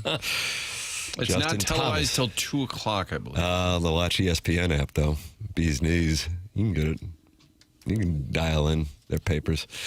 Email them. We got that at Design Air Heating and Cooling. Email today, the morning after at InsideSTL.com. That is coming your way at approximately 9:45 on the Polos Plus dossier. Polos Plus is online at polosplus.com. That's Polos Plus, the sponsor of the dossier.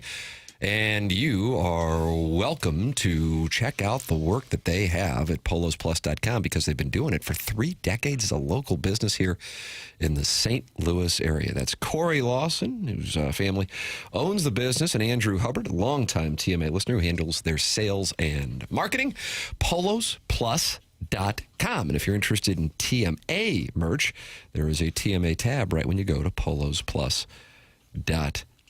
They have incredible brands, premium brands that they work with. You take your business's logo, your school's logo, your team's logo, your neighborhood's logo, and you upload it and put it on the brand for the hat, the quarter zip, the polo, and Polos Plus takes it from there. It couldn't be any easier, and it couldn't be any better. Polos Plus, sponsor the dossier, polosplus.com. The program's called The Morning After. It's presented by Brown and Crouppen from the Stiefel Studios on 101 ESPN.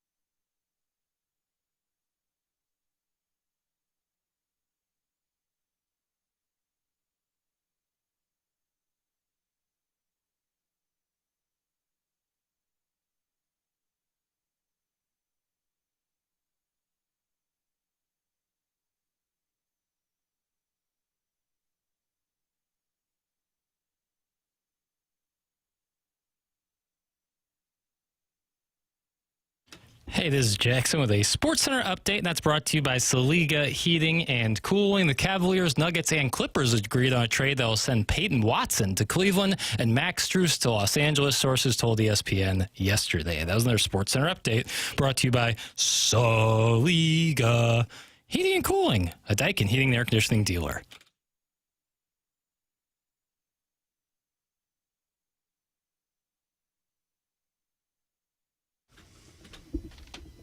Nice. So good.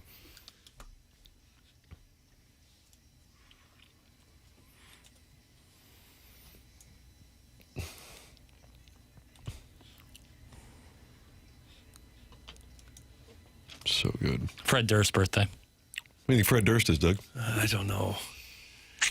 I'm going to go, God, I mean, is it a significant birthday? Not really. Okay, then I'll go 54. 55. Okay. 56. Martin gets the cigar. Doggone it. 56. What's your favorite Limp Bizkit? I mean, you remember where you were the first time you heard Nookie, right? No.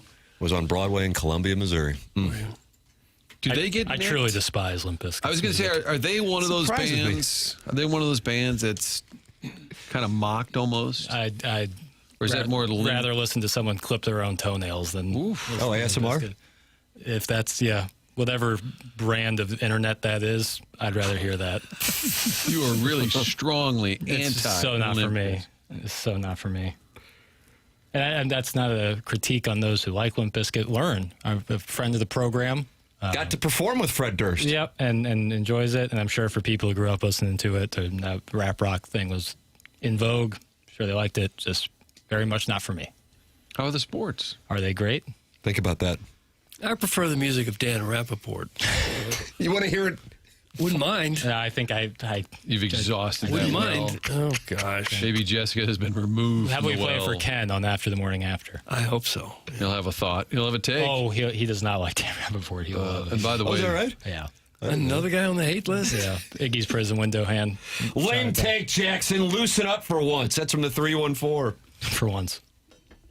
If there's anything about me, it's how much of a tight ass I am. Clip that off. Tim, it appears the Wax Museum on the Landing is free. Boy, you are locked in on I wonder this what one. the business model is. Pretty much have to be, wouldn't it? Oh, no, I'm sorry. Fee. Okay, I thought it said free. Yeah, 'cause I was... It says admission, and then it says fee, but I thought it said Have a free. JHE meeting if that was the case. Well, there's a gift shop. How much is it? $10? Oh, so you can Somebody said see the wax figures and then buy a shirt?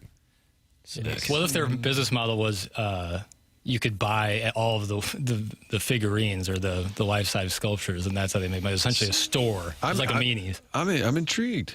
Why don't we do you and me papers around town? We just discover things.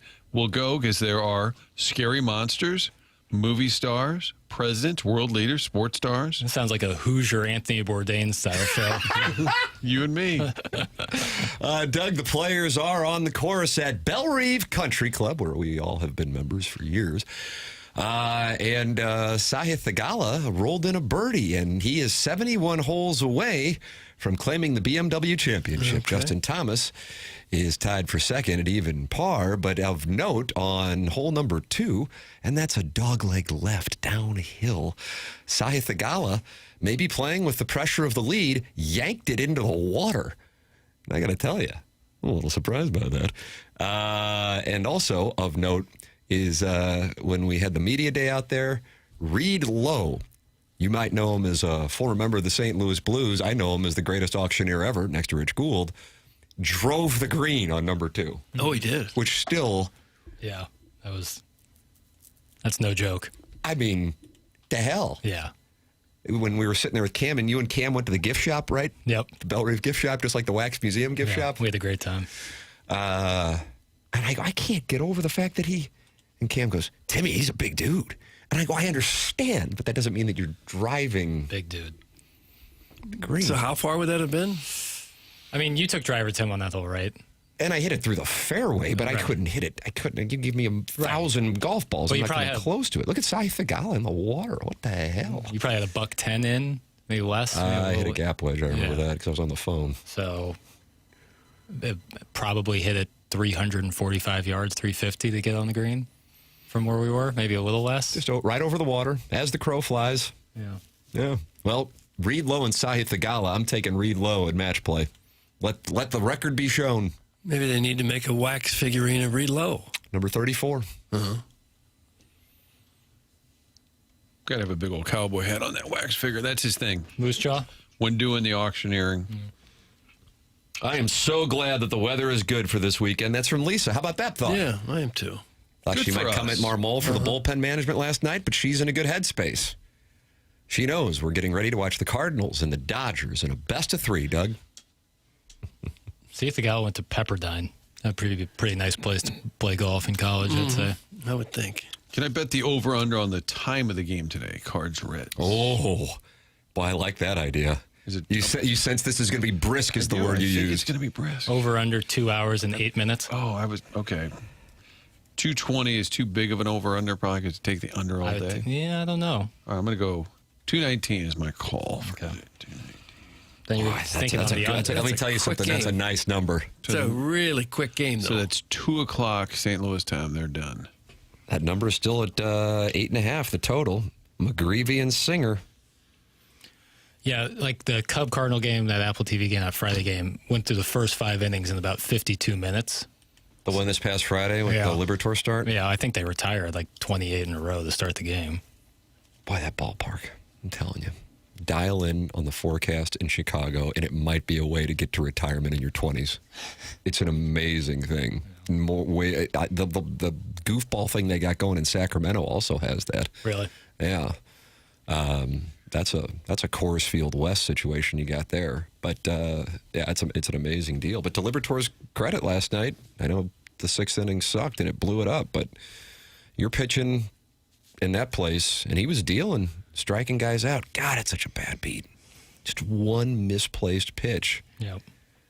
And the Cardinals were working Burns. I loved seeing that. That was kind of like, those were like playoff style at bats. What did he throw? He threw a S-load of pitches. 104. Yeah, he was like 100, but yeah. They were grinding him down, and they had the bullpen up in the 4th inning. I'm like, this is big here because their bullpen's weak, and they can get in there and open this thing up. Yeah, that one hurts. Yeah. That one hurts. The loss last Friday in Chicago, whatever. But the 2 in Cincinnati, that hurts, man. That's problematic. Got to get it today. I feel like McGreevy's going to dial in today. That's my sense. Yeah. The guy pitches with some emotion. Pitched well on Saturday, just got in some unfortunate defense behind them at some points and then gave up a bad. I mean, but also that Conforto home run. That was a windswept. It was how do you do? In by 3 inches, maybe, you know. I'm going to go 6 innings, 1 run today for McGee. Wow, you're setting some tough numbers for the players to bet. These are the right numbers. It's just Doug, you put any action in Martin's sportsbook? I haven't yet. Because he's setting good numbers. There's no value. I think it'll be longer than a 2-hour 19-inning game, though. That's pretty good. Oh, there you go. Now, so you're going over. I'd go over that. You going That's 100 pretty grand? quick. 110 grand? Well, at a minimum. Tim, it appears at least one of our listeners was at the Pro-Am yesterday from the Golden Hoosiers shoe. Morikawa played really well yesterday. My favorite quote from him was, quote, "We're degenerates just like you guys," when talking about gambling on the course. Pin locations were very generous yesterday, though, not like what they'll see during the tournament. And then Theegala played awful yesterday. He is out of form. I'm convinced a couple of the amateurs in our group actually beat Sahith yesterday on the back nine. Super nice guy, though. There's a little insider's take. I don't know how a professional golfer can hit the ball in the water on number 2. I realize I'm getting really specific, but that is, and he didn't just barely roll it in. He went right in the middle. So the Golden Hoosier shoe might actually have some good information. I don't know what to say. So Sahith Theegala, who did birdie number 1, Doug Bogey's number 2, and he is at even par. And he is not pleased. He is not pleased at all, is what I can tell you is going on right now. Cardinals and Reds today. It is a day where most teams in major leagues have the day off. So the Cardinals will have an opportunity today to lineup is out. To pick up. Oh, what do we got? Baez is back in there. I bet there's somebody with a day off. Who do you think has? Am I right that there is a day off? From a standard, or are they sending the big boys out there? Mason Wynn appears to have the day off. Mason Wynn got the day off. So Weatherholt at short? Weatherholt is at short and leading off. Doug, who's in the 2-hole? Oh, is this the lineup game? We're going to get sued by the fast lane. Who's Especially pitching for at a the Reds? music A bed. right-hander or left-hander? Brady Singer, right-hander. Right-handed. Second, Herrera. Yeah. Hi, Poppy. No. Burleson, Walker, Baez hitting fifth, Nathan Church in center, Brian Torres at second, Blaze Jordan, and then Jimmy Crooks behind the plate. Weatherholt DHing, you said? Weatherholt is at short. Because Wynn has a day is off. My apologies. You're right. The DH is Ivan Herrera. Right. That makes sense. Crooks catching. Crooks catching. Usually Herrera catches McGreevy.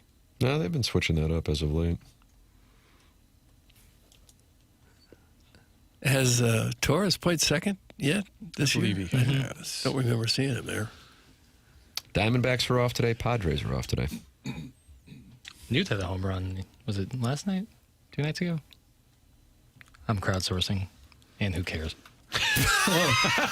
I mean, we watched a variety of emotions and thought processes play out right in front of us in 4 seconds. Like in your backswing, you just changed your approach. I was just the Did he homer moment of last night? clarity. Who the hell cares if Lars Newberg hit a home run last night? Good guy.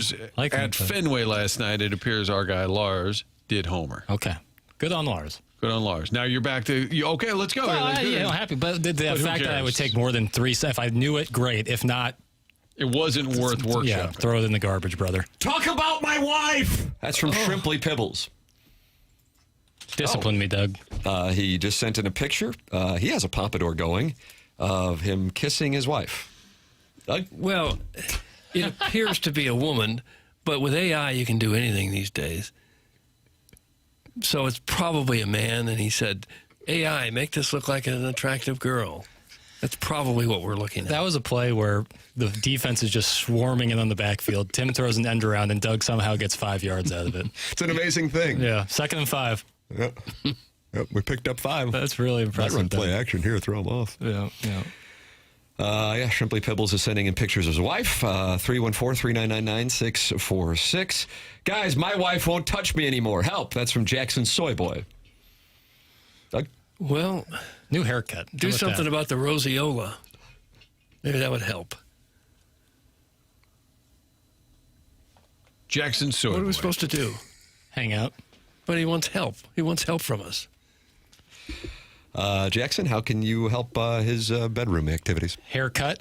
You think he needs a haircut? Well, let's just start. It's like in Tin Cup when he's on the range and he keeps hitting chili peppers up Lee Jansen's ass. Let's just change it. Let's just change things up. Put your change in the other pocket. Turn your hat around. What? Put the tees in your back. You just got to change things up a little bit. You think he's having trouble achieving?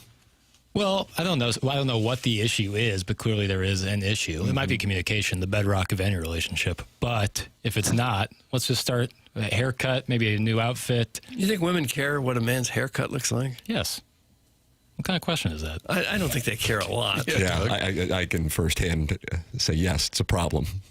Like if I showed up with like a mohawk, you think people... Well, something terribly extreme is one thing. And there are certain haircuts that if you're in certain classes that can be problematic, so to speak. Right. Like in Bell Reeve, will you see any mullets this weekend? Mm-hmm.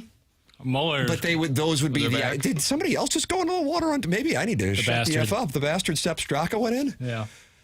Apparently, number 2, there must be a hawk blowing out of the east. You'd have to you pull it. I guess you just straight pull. What the hell's going on? You could have the ironic mullet, Martin. You know what I mean?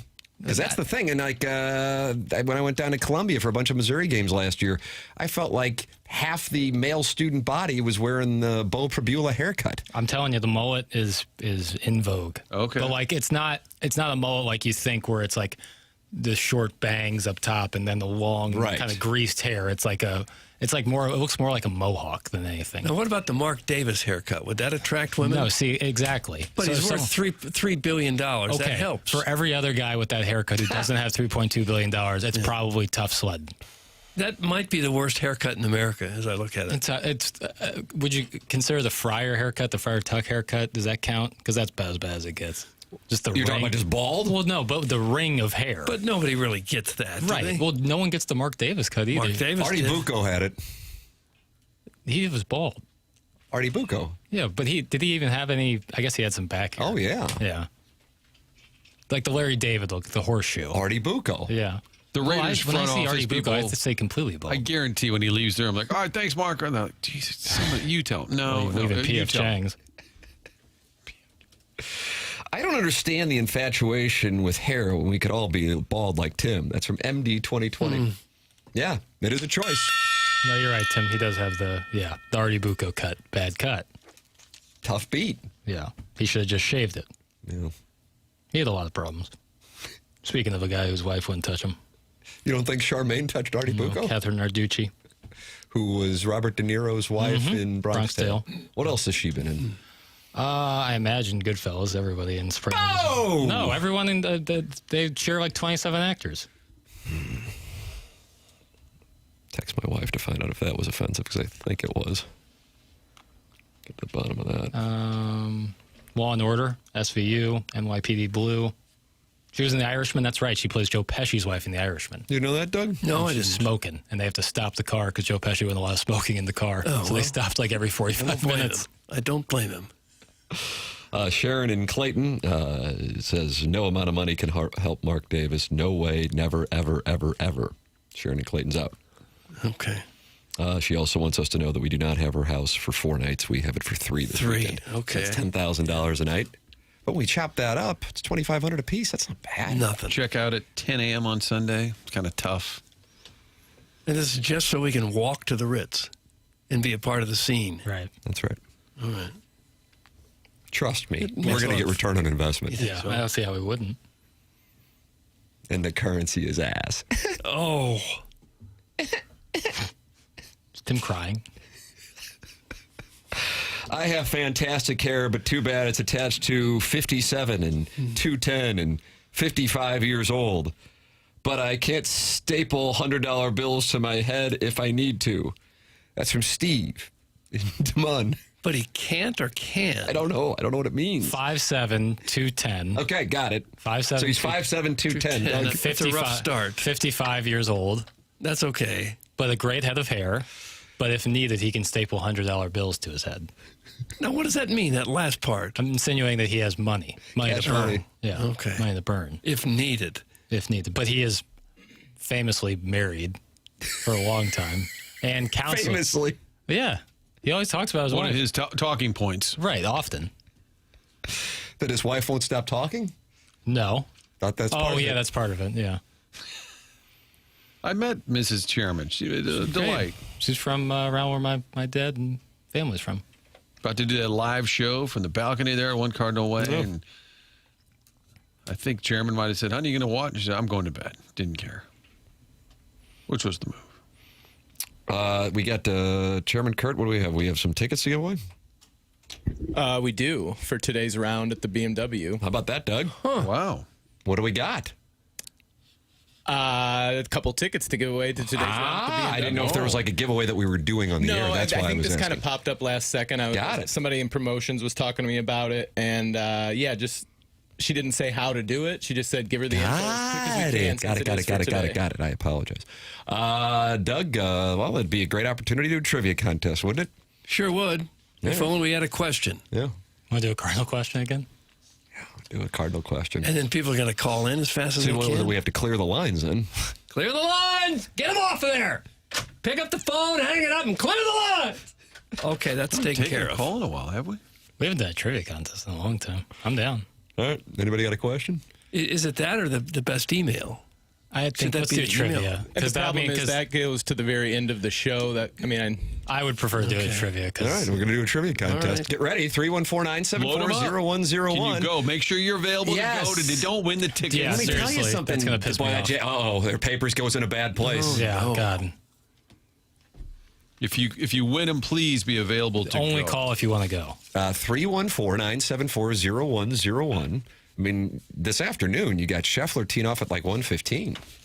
Go see Scotty Scheffler play. Yeah. Let's go, Doug. I am going. Are you? If you want to see... Do you think this is high risk taking the 4-year-old? Because, Doug, you encouraged me to take him to the Alabama game, and you created a Missouri fan for life. Yeah, I know. What do you think about this? Is this high risk? Golf will be harder for him than a football game. Football game, there's so much to see and so much electricity and bands playing, bands cheering. That's easier to get caught up in that. golf, he's going to say, I don't get it. So leave him in the car? I would leave him in the car. Not if it's hot. Maybe on one of those shuttles. He can just circle round and round, back and forth. Mm-hmm. Just say you forgot, and he's on the shuttle. And if he's not quiet, then what? Rari tees at 12:20. Nice. You've got Scotty Scheffler, third to last group at 1:33, Doug. And then Maverick McNeely. What a great name. Maverick McNeely. And Matt McCarthy are the last two off at 1:55. Okay. Tim, I'm regretting not taking my 4-year-old yesterday. That's from the Arnold Water Tower. If you guys have any extra tickets for Saturday, I'll take them. Thanks. It's from the 636. Doug, now we're opening up on the begging. You don't get them. James Carlton can get them. I can tell you that. He's my insurance agent. He runs a wonderful business. 314-961-4800 to go online at carltoninsurance.net and work with the guy that I'm working with. The Papers is working with. Jamie Rivers is working with. BK and Ferrari are working with. A lot of TMA listeners are working with. It's James Carlton of the Carlton State Farm Insurance Agency. 500 plus 5-star reviews for James and his team in Webster Groves. 314-961-4800 to go online at carltoninsurance.net. Save money. And on top of that, get great customer service. James Carlton. We'll have our TMA trivia for these BMW tickets. And Jackson, what's your rule? One rule and one rule only. Yeah, only text in if you want to go. I just got the email about how we're doing this, so give me a moment. I'll work on this through the break. Okay. Because we don't want somebody to win and then say, yeah, I got to work tonight. I just wanted to make sure I won the contest. No. Great. No, you got to go. If you call in, you got to go. All right, so get ready to call in with the trivia contest. It's coming up next. Then we got the Design Air Heating and Cooling email today. It's on the Polos Plus dossier. It's TMA 101 ESPN.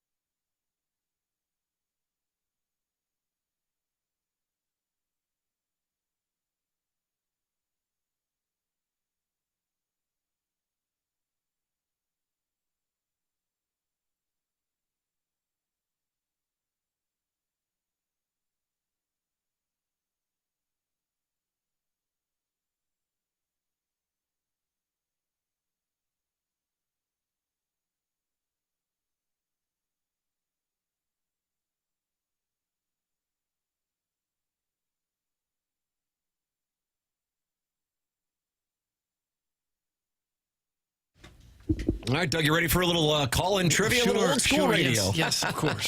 What's the number? 314-974-0101. Callier and Thompson phone lines. Jackson, we have a wonderful development here, courtesy of 101 ESPN. 101 ESPN has your chance to win a pair of single-day passes for the BMW Championship today at Belle Reve Country Club, including access to the Trophy Club presented by Michelob Ultra. That's big doings right there. Call in. I'm telling you. See the top PGA players in the world compete while enjoying the Trophy Club presented by Michelob Ultra, located alongside the 7th green, featuring shaded seating, an indoor lounge, a variety of food and beverage options for purchase, included off-site parking and shuttle service, and more. Call in 314-974-0101, including access to the Trophy Club presented by Michelob Ultra Superior Light Beer. Winner will receive 2 single-day passes for winner's choice for today, Thursday, August 20th. Once again, there is no public and general parking in the immediate vicinity of Belle Reve Country Club. Spectators must park at the Family Arena G-Lot and take a convenient shuttle to the course. Parking is complimentary, and all fans will be provided with a shuttle from a designated parking lot to the gate. There it is, 314-974-0101. Jackson Burkett and Chairman Kurt, they've been going through the phone lines. Jackson, you're just going in order? What's the category, buddy? What do we got here? That's a trivia question. Yes, I got a trivia. It's a golf trivia question. Golf trivia. So we'll pot the first caller up and then ask the question. Okay, then whatever. And then How long do they have to answer it? I'm going to give them 8 seconds. All right, I got the stopwatch. Okay. You want to go longer, Doug? Shorter. I think 8. You might have time to Google it. All right, 5 seconds. Geez. Okay, 5 seconds. All right. And then what? Randy goes down the hall and can't hear the answers and then comes in later? I don't know what that's about. Here we go. Caller. Hello, guy. Hello, you're about to get cut off. Hello. Yes. Okay. Hey, it's you. What's your name? Brad. All right, Brad. Brad sounds cute. Brad's on a car phone. He sounds tall. For your chance to win, as soon as I ask the question, the 5-second timer begins. Which golfer became the first Englishman to win the Masters?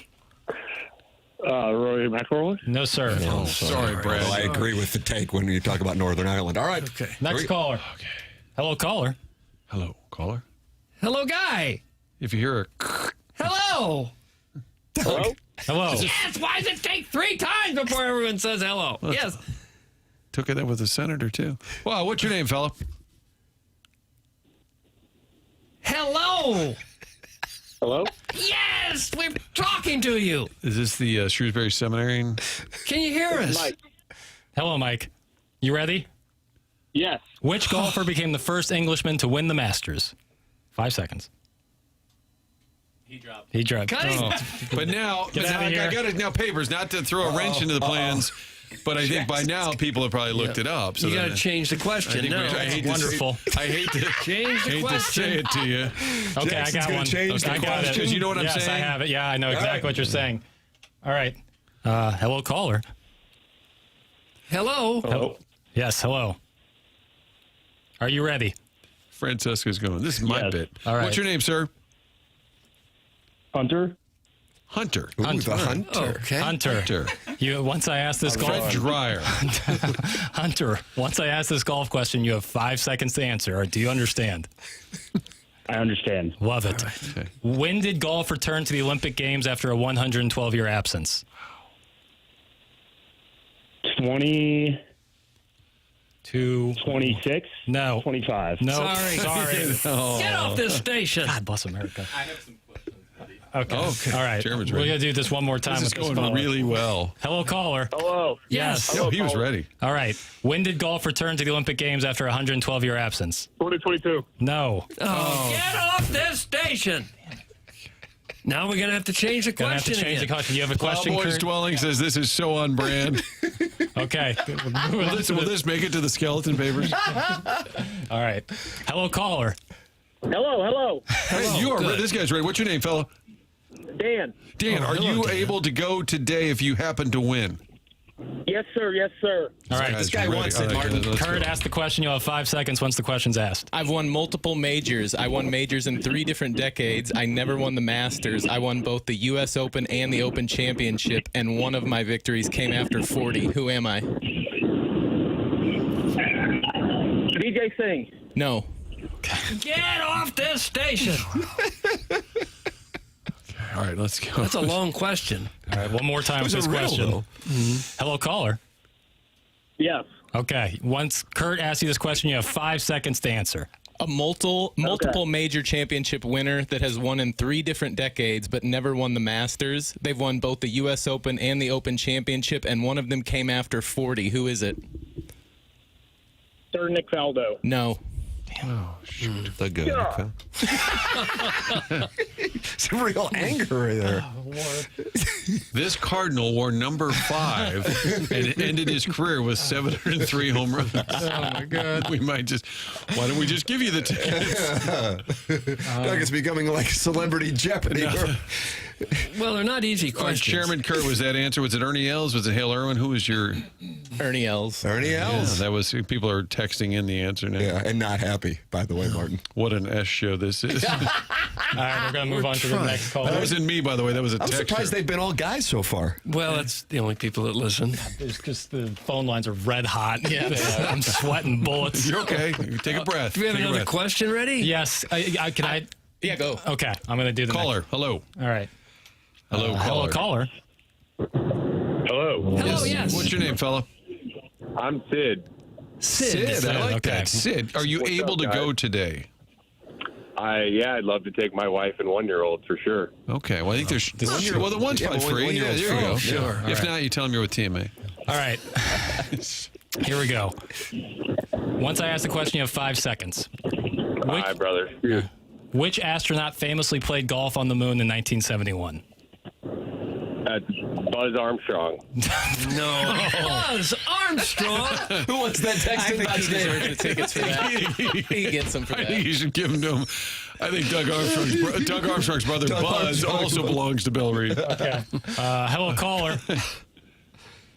Hello. Yes. Is this Ray King? Yeah. This is Ray King. Okay. no. Ray, Doug, can Ray you? King could take his wife. Ray, can you go today? No, I can't go today. Then you're out. Cut him out. You're out, Tom. You wanted to flex. Okay. Hello, caller. Hello. Yes. Once I ask the question, you have 5 seconds to answer. Okay. Which astronaut famously played golf on the moon in 1971? Jim McKernan. No, Doug. Get off this station. I got one ready if you need it. All right. Next one. I'm about to burn the tickets. Hello, caller.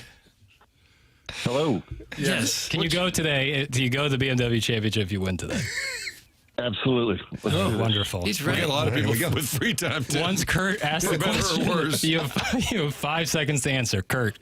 Name a golf course that has hosted a U.S. Open, PGA Championship, Ryder Cup, and President's Cup. Wow, Doug. 3, Hello. 2, 1. Are there multiple... Cut his mic. It's gone. Kurt, are there multiple choices? No. Is there only one answer? Okay. Is there only one answer to this one?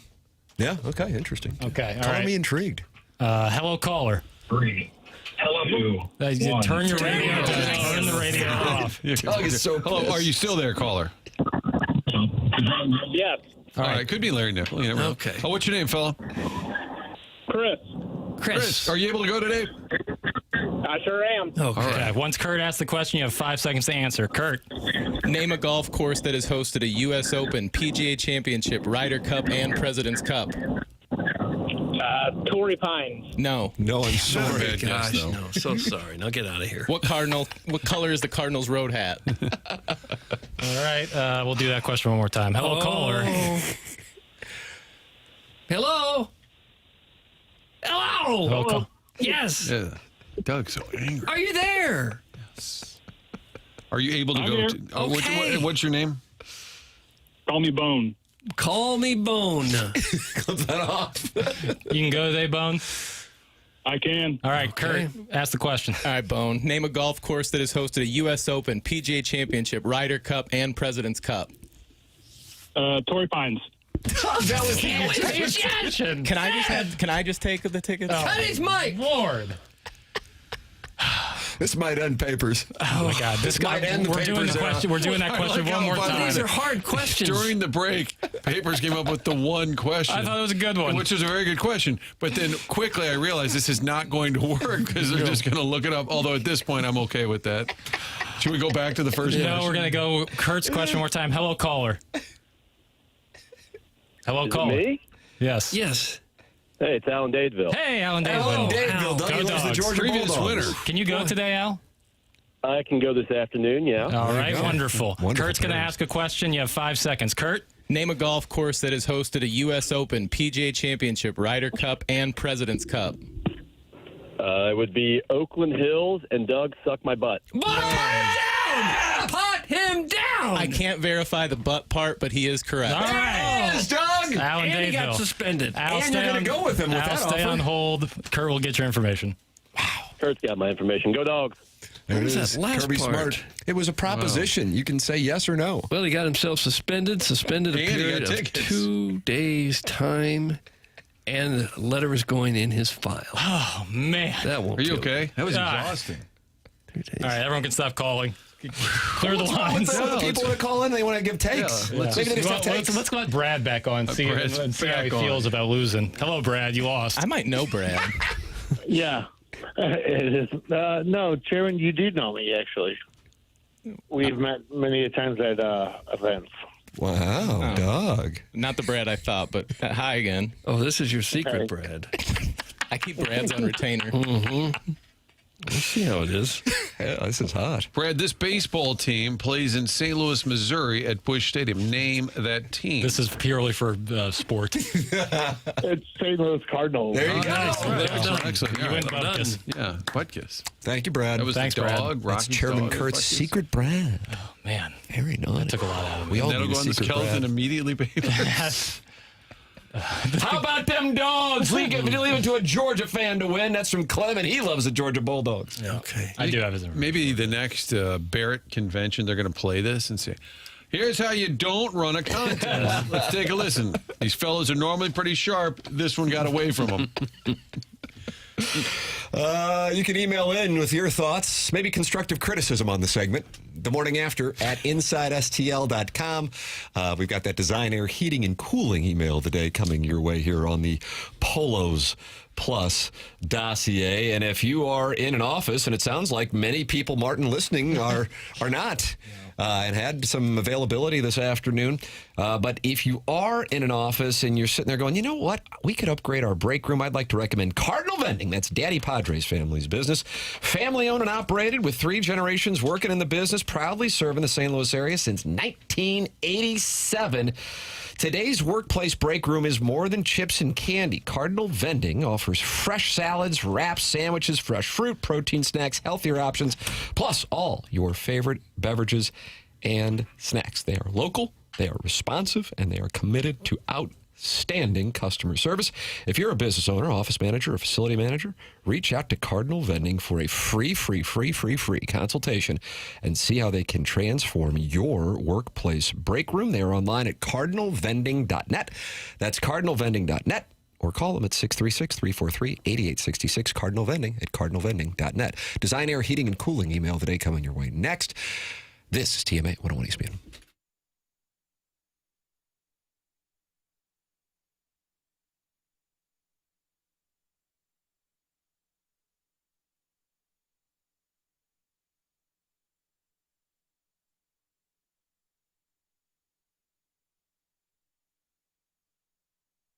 All right, that segment, it took a couple of years off Paper's life. I'm going to take him to Village Bar. He needs a reboot, and the best place to do that is at Village. We had the cheeseburgers last night. Had some waffle fries as well. Humble brag. Get the great food at Village Bar. Just hang out. They'll have the golf on. It's going on right now on ESPN. TVs always have sports go on. So much fun to just grab your friends and head up there and hang out at Village Barn. While you're there, order a cocktail made with 1879 products. That's inside the barn. That's where the distilling happens out back. Beautiful barn where they had a private event last night for some of the folks in town for the BMW Championship. You can rent out that space, about 60 to 70 people comfortably Check that out on the website, 1879distilling.com. Rent out that room, but more importantly, try the products when you're at the Village Bar or around town. Ask for it by name. Red Barn Vodka. You have the Havana Dark Rum. You have the 1879 Rye, the bourbons, all of the drinks made with 1879. There's a difference. And if you're heading over to some friend's house, maybe grab a bottle of that, surprise them. Next time they're having a little get-together. All of the products available right there at the Village Bar. Tasting room open on Saturday from noon to 5. For more, it's 1879distilling.com.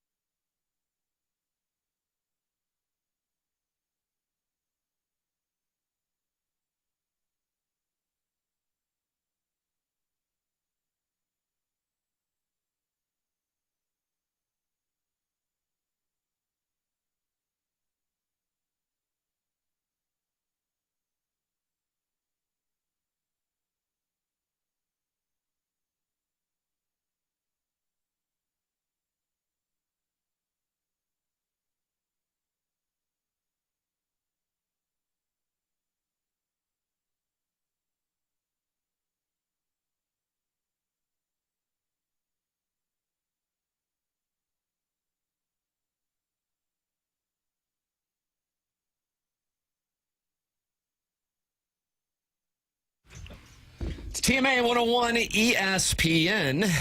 Tim McKernan, Doug Vaughn, Martin Kilcoyne with you on the program. Little Jackie Papers. Should we just make trivia now a regular part of the program? Runaway hit. Yeah. I don't know. It's exhausting, I'll say that. Did you answer the moon thing, Jackson? Who was the astronaut? Yeah. Alan Shepard. Alan Shepard, Doug. You guessed that in the commercial break. Yeah, I remember that. You know what club he hit? 5-iron? Close. Very close. What was it? 6-iron. No. Did we answer all of the questions? Did we give us a... Nick Faldo was Nick the Faldo was the first Englishman. Sir Nick Faldo, please. Your question that was kind of a riddle. I didn't know the answer. Ernie Els was the answer. Nice. Never won the Masters, but won all those other events. And then Oakland Hills. I was going to say Oakmont, Brookline. I was trying to think. Yeah. Great job, guys. Yeah. Great work on the floor. I think what people don't understand is how much work goes into this. Right. A lot of planning, for sure. Yeah, well, the 3 and 4 might disagree. Worst questions that have ever been on a radio station, ever. I don't know. Ever. You don't want to make them too Probably easy. Probably not a KFNS listener.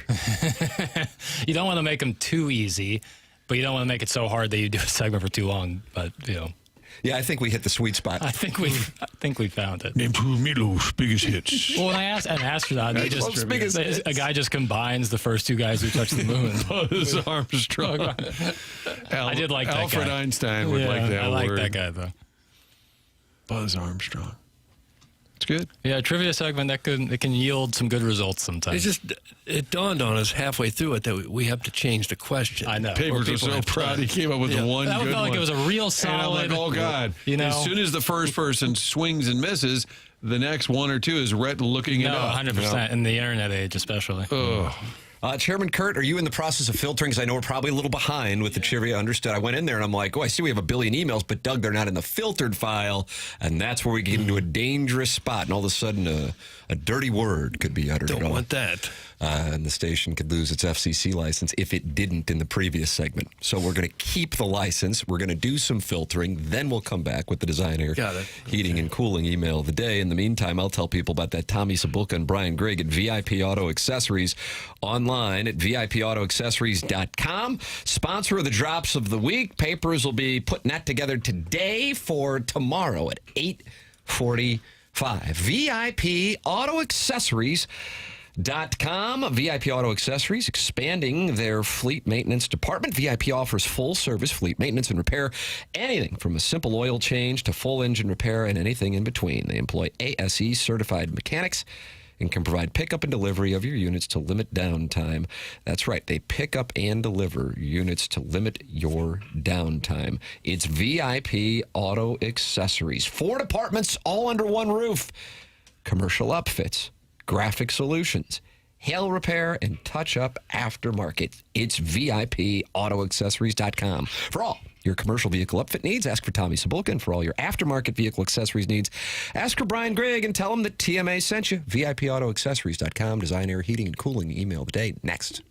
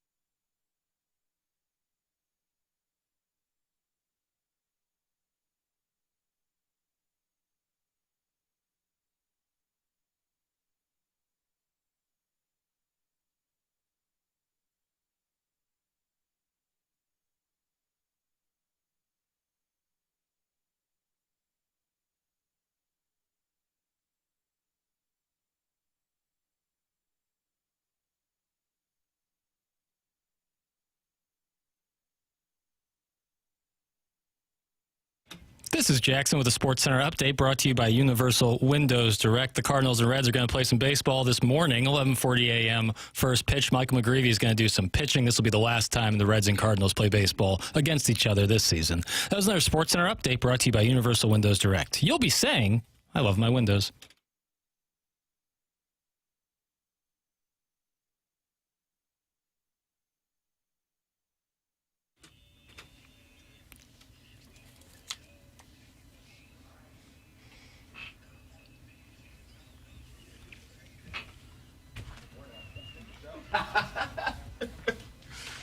Is this Paul Simon getting older? Just dropped my water. Doug, I ran into Riz in the hallway. This sounds great, by the way. Yeah, it's Paul Simon. I didn't know this was playing. So I saw Riz walking out of the studio. Yeah. And now, I'm going to give a little, Martin, because you love logistics. I've known Scott Rizzuto for a number of years. Hold him in high regard because he's a wonderful gentleman, runs a hell of a show, super popular show.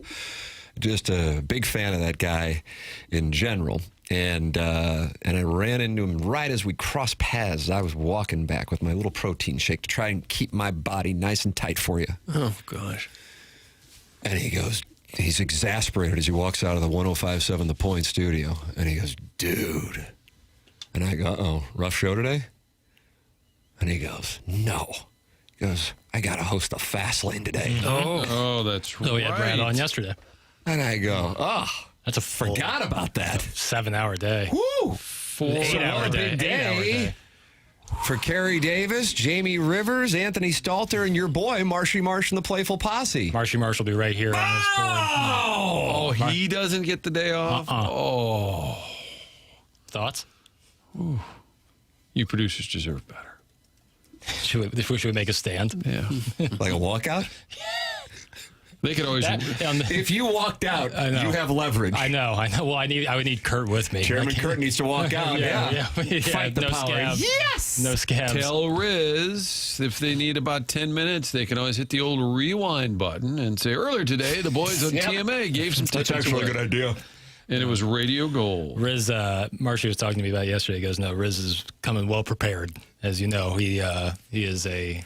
Well, we kind of, if the trivia segment wasn't a prime example, we're more off the cuff. Hold on a second.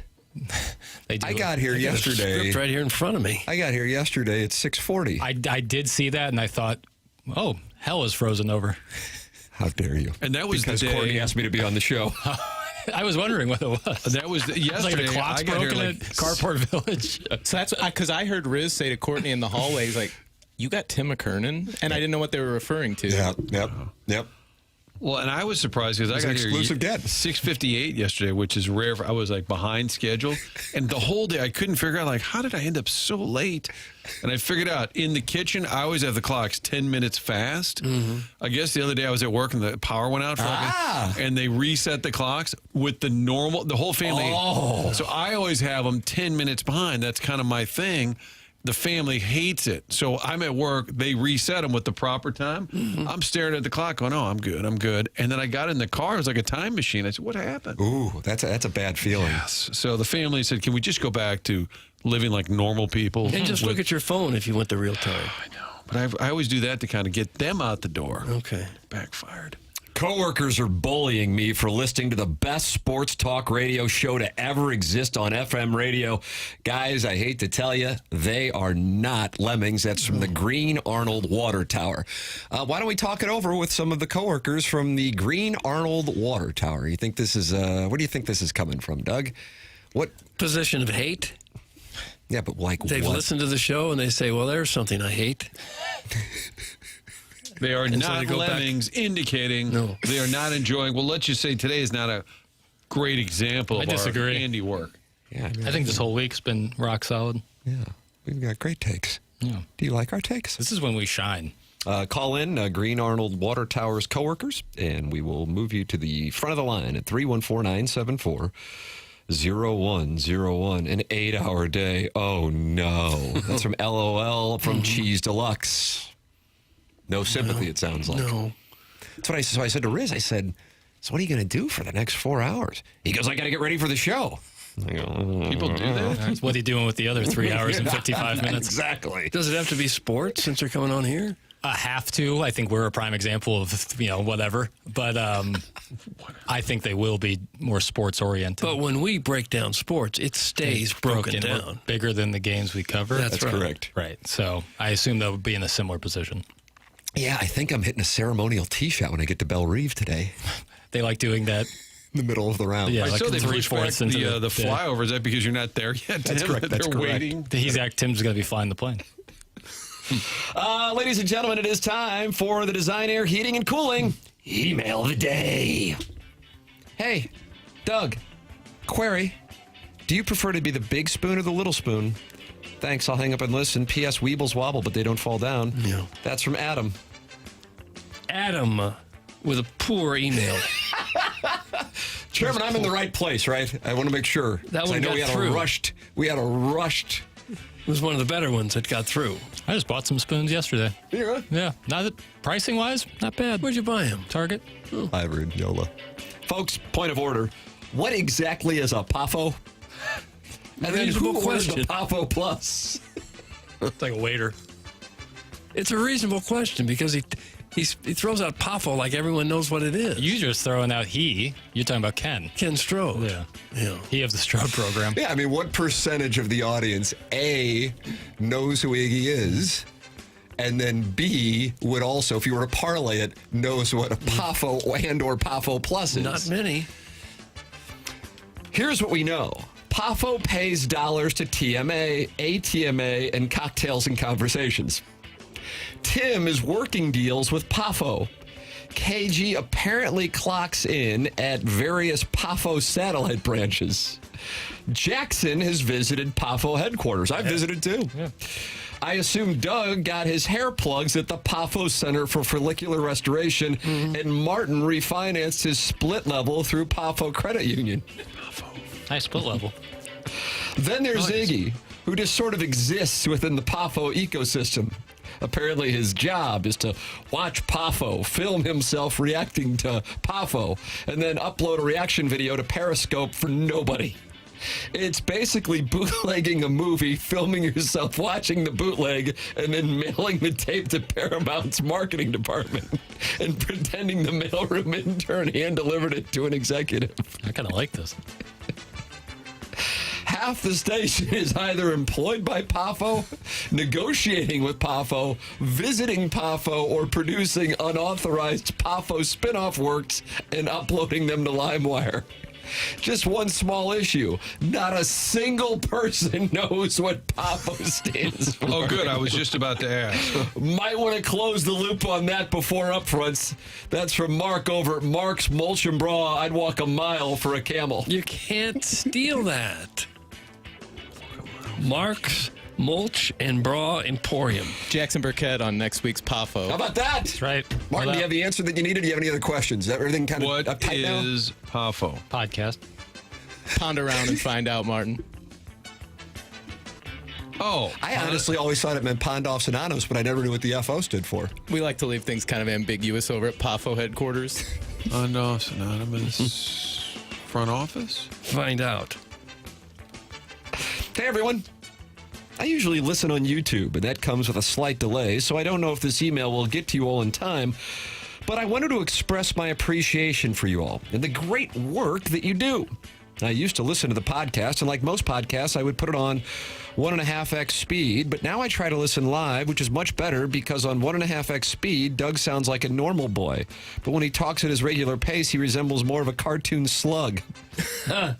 Anyway, thanks again, and stay handsome, Jackie boy. That's from government named Corey.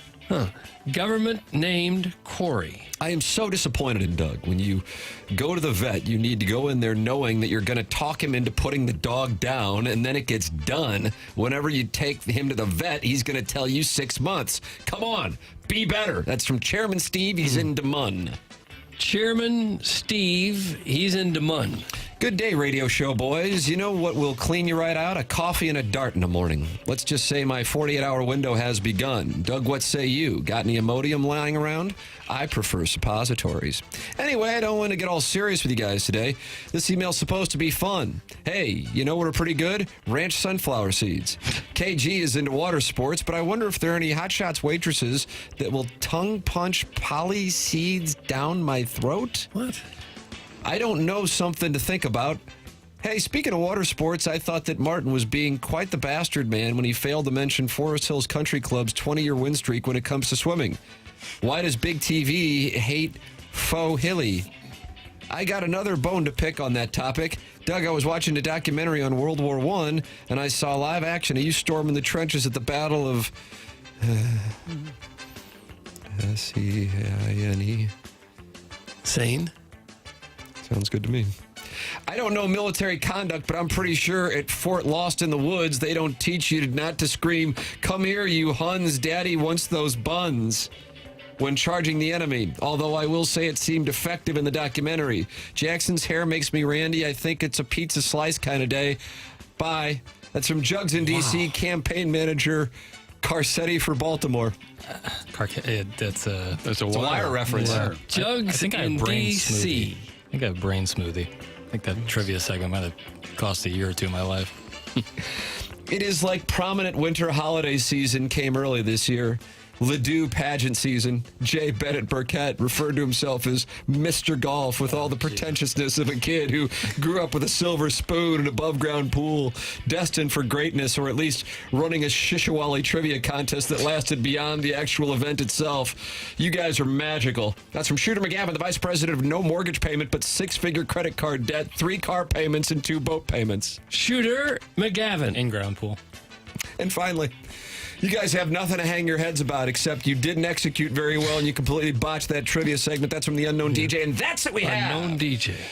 For the Design, Air, Heating, and Cooling email today, we will vote, and then we will announce the winner at 10:55. It is 10:16, but we're still headed into the 10 o'clock hour here on TMA. Martin's headed to onboarding. Chairman Kurt slides into the dais. The program's called The Morning After, presented by Brown & Crouppen on 101 ESPN.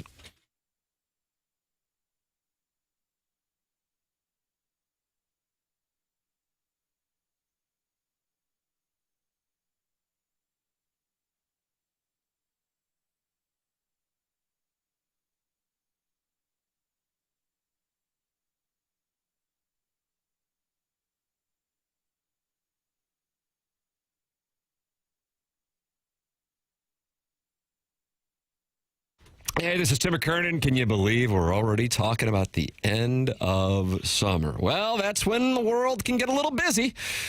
School starting, football coming back. Before you know it, the holidays will be here. And once fall gets rolling, life has a way of getting really busy. Universal Windows Direct has an offer that's hard to beat, and you can cross it off your to-do list for good. When you buy 4 windows from Universal Windows Direct, you get 4 windows free. And to make it even easier, you'll get 48 months of 0% interest financing, same as cash. So, before your calendar fills up with school events, fall projects, and holiday plans, take care of this one now. Call 314-334-2522 or visit universalwindowsdirect.com to schedule your free estimate today. Buy 4 windows, get 4 free. 48 months of 0% interest, same as cash. Take one more thing off your list and enjoy a more comfortable home for years to come. And like me, you'll be saying, I love my windows.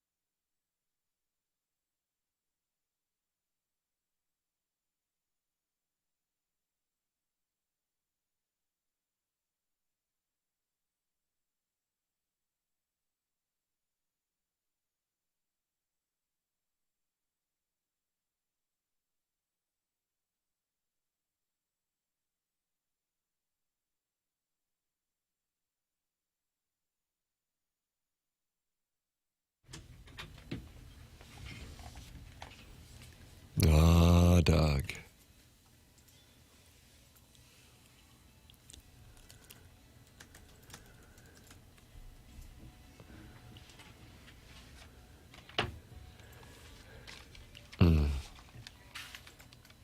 And this is your favorite, Papers? This is my favorite Led Zeppelin song, yeah.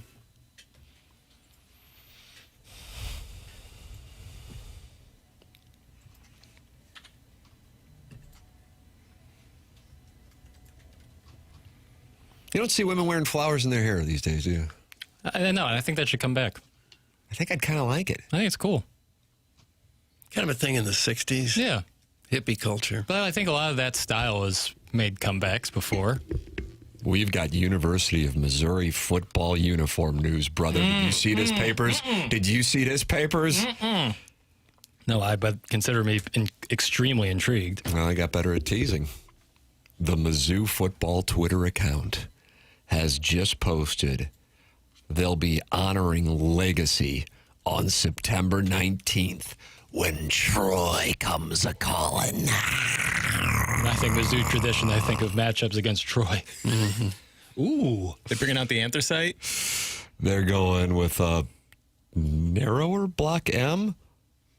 The helmet will be white. No. No, I'm sorry. I can't go back to Nazi with a white helmet. The M will be white. The block M will be white. The block M will be white, and it looks like, Doug, they're actually going to be wearing gold. Like gold, black and gold, as opposed to... Yellow. That's correct. Bright yellow. Good. That's right. It'll probably look great. White numbers, too. It's got a vintage power stripe. I couldn't tell what color the pant is. Can you guys tell what color? Gold. It's a gold pant? If you go to the next slide. Yeah, that's more like a that's historic still a shade of goldy. old gold. And I'm starting to think they might win the national championship. Well, yeah. The block M first appeared on the Mizzou helmet in 1971. It was narrow and a gray face mask. So it's going to be a black helmet with a gold stripe down the middle, 2 gray stripes, it looks, on the side of it, a white block M and gray face mask. Fight Tiger beat. Ooh, and Those are columns. pretty The 6 columns on the front bumper of the helmet. That's sweet. I don't think they ever actually wore that years ago. The colors are closer to what they wore in the pants anyway. There's a picture in the light under it with better lighting, and it looks pretty sweet. Looks like Vanderbilt. It kind of does. Yeah, a colors little are Vanderbilt. A little Purdue-y. This makes me think they might be able to beat Troy now. You didn't think they could before? I don't assume anything. Tim, will the Mizzou Tigers be the first team ever to go 6-6 and make the CFP? That's from Stephen Time, who has been incredibly vocal about shorting the 2026 Missouri Tiger market. Trashman Steve likes the uniforms. You know what he said? Daddy likey. Oh, did he really? I'm liking my bet for them to win 9 games now. That's from Marcia's collage program. Man, these olds love gold, huh? That's from Big Tough. Yeah, we like the colors that they're supposed to be wearing. Imagine that. Take off that shirt, you hear? They look like Vanderbilt. Is Diego Pavia playing for him now? It's from Eric in the Central West End. Jackson, would you love to see Diego Pavia playing for the Tigers? No. Wow. Hard pass. Wow. Hard pass. I don't care if he makes them a lot better. I'm out on that. I don't know. Is he one of the guys who was granted the 5th year? I have no idea. I know he was appealing that. Maybe he already had a 5th year. I can't keep these things straight. He got cut in a big hurry. From the Ravens. From the NFL. Yeah.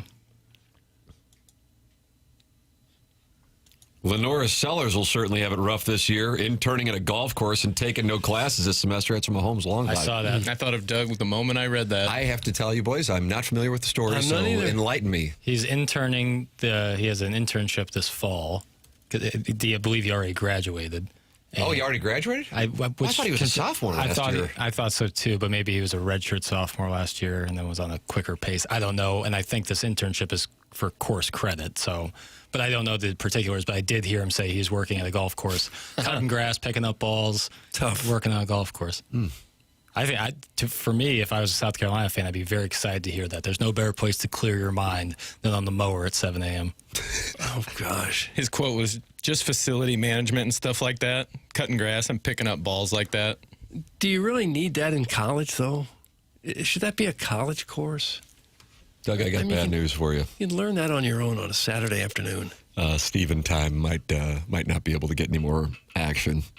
Larry Thornton, who, for my money, next to the Colonel, is the most informed Missouri media member out there, has just texted in, they could wear the Chase Daniel era uniforms and it still won't make Austin Simmons complete a forward pass. We are in trouble, fellas. Oh. Hello, Weed Whacker Bowl. Jackson, red alert, red alert. Has he seen Austin Simmons in practice or something? All I know is Larry Thornton has known things well historically. That's what I know. Yeah, he's been on things. He worked as a sports producer at KSTK, for the record. Well, if Simmons doesn't work out, Zollers has some experience, and he'd probably be the next guy up. Yeah. He had a great second half in Nashville. Mm-hmm. Yeah. And then there were other games. Yeah, well, A&M was, Prabula came back against Oklahoma, maybe? I'm trying to remember. It looked just brutal. That pass call against Texas A&M right before halftime still has my Danner up. Yeah, that was bad. I don't know what to say. I think we'll find out a lot more here in 10 days or whenever or I guess 2 weeks. 2 weeks exactly. 2 weeks from tonight, brother. Yeah, 2 weeks exactly. We'll find out much more about Austin Simmons, but I don't love hearing that. But we'll see. Mizzou, big shout out to their video department at Mizzou Athletics. They've always done a really, really good job, especially as of late. And they put out like a whole thing about fall camp yesterday, like a long, extended behind-the-scenes stuff. So it was a good watch. Lols.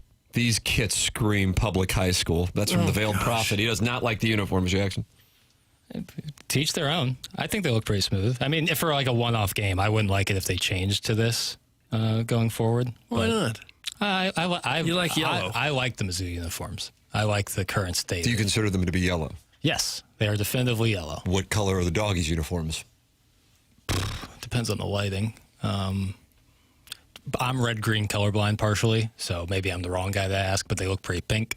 Oh, God. But I understand that they're dark pink. Yeah, city red. They weren't last night, boys.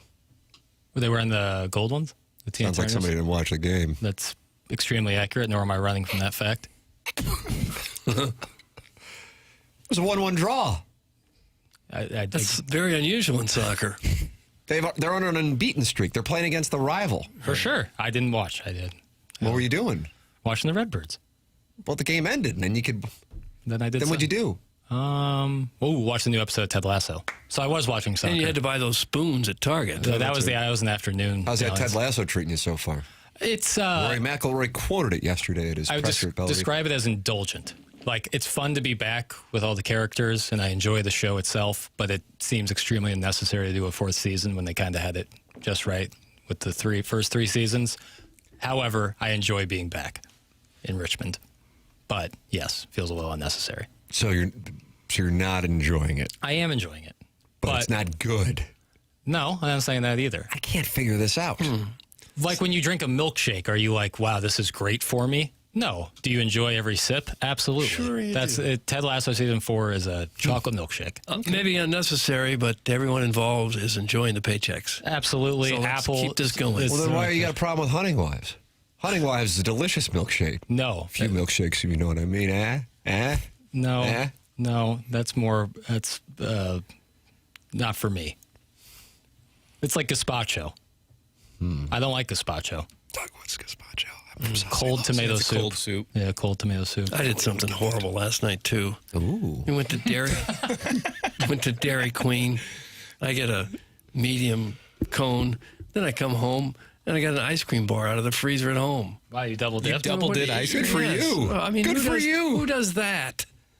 Good for you. What kind of ice cream bar? Yeah, Dove? good question. Klondike? It was frozen yogurt bar. Oh, okay. It's really good. Yasso? I think that's what it is. Those are good. Yeah. I don't know what the hell is the deal with these things, but I'd like to do a little Yola. Yeah, sure. The Moo Bar. Anybody ever?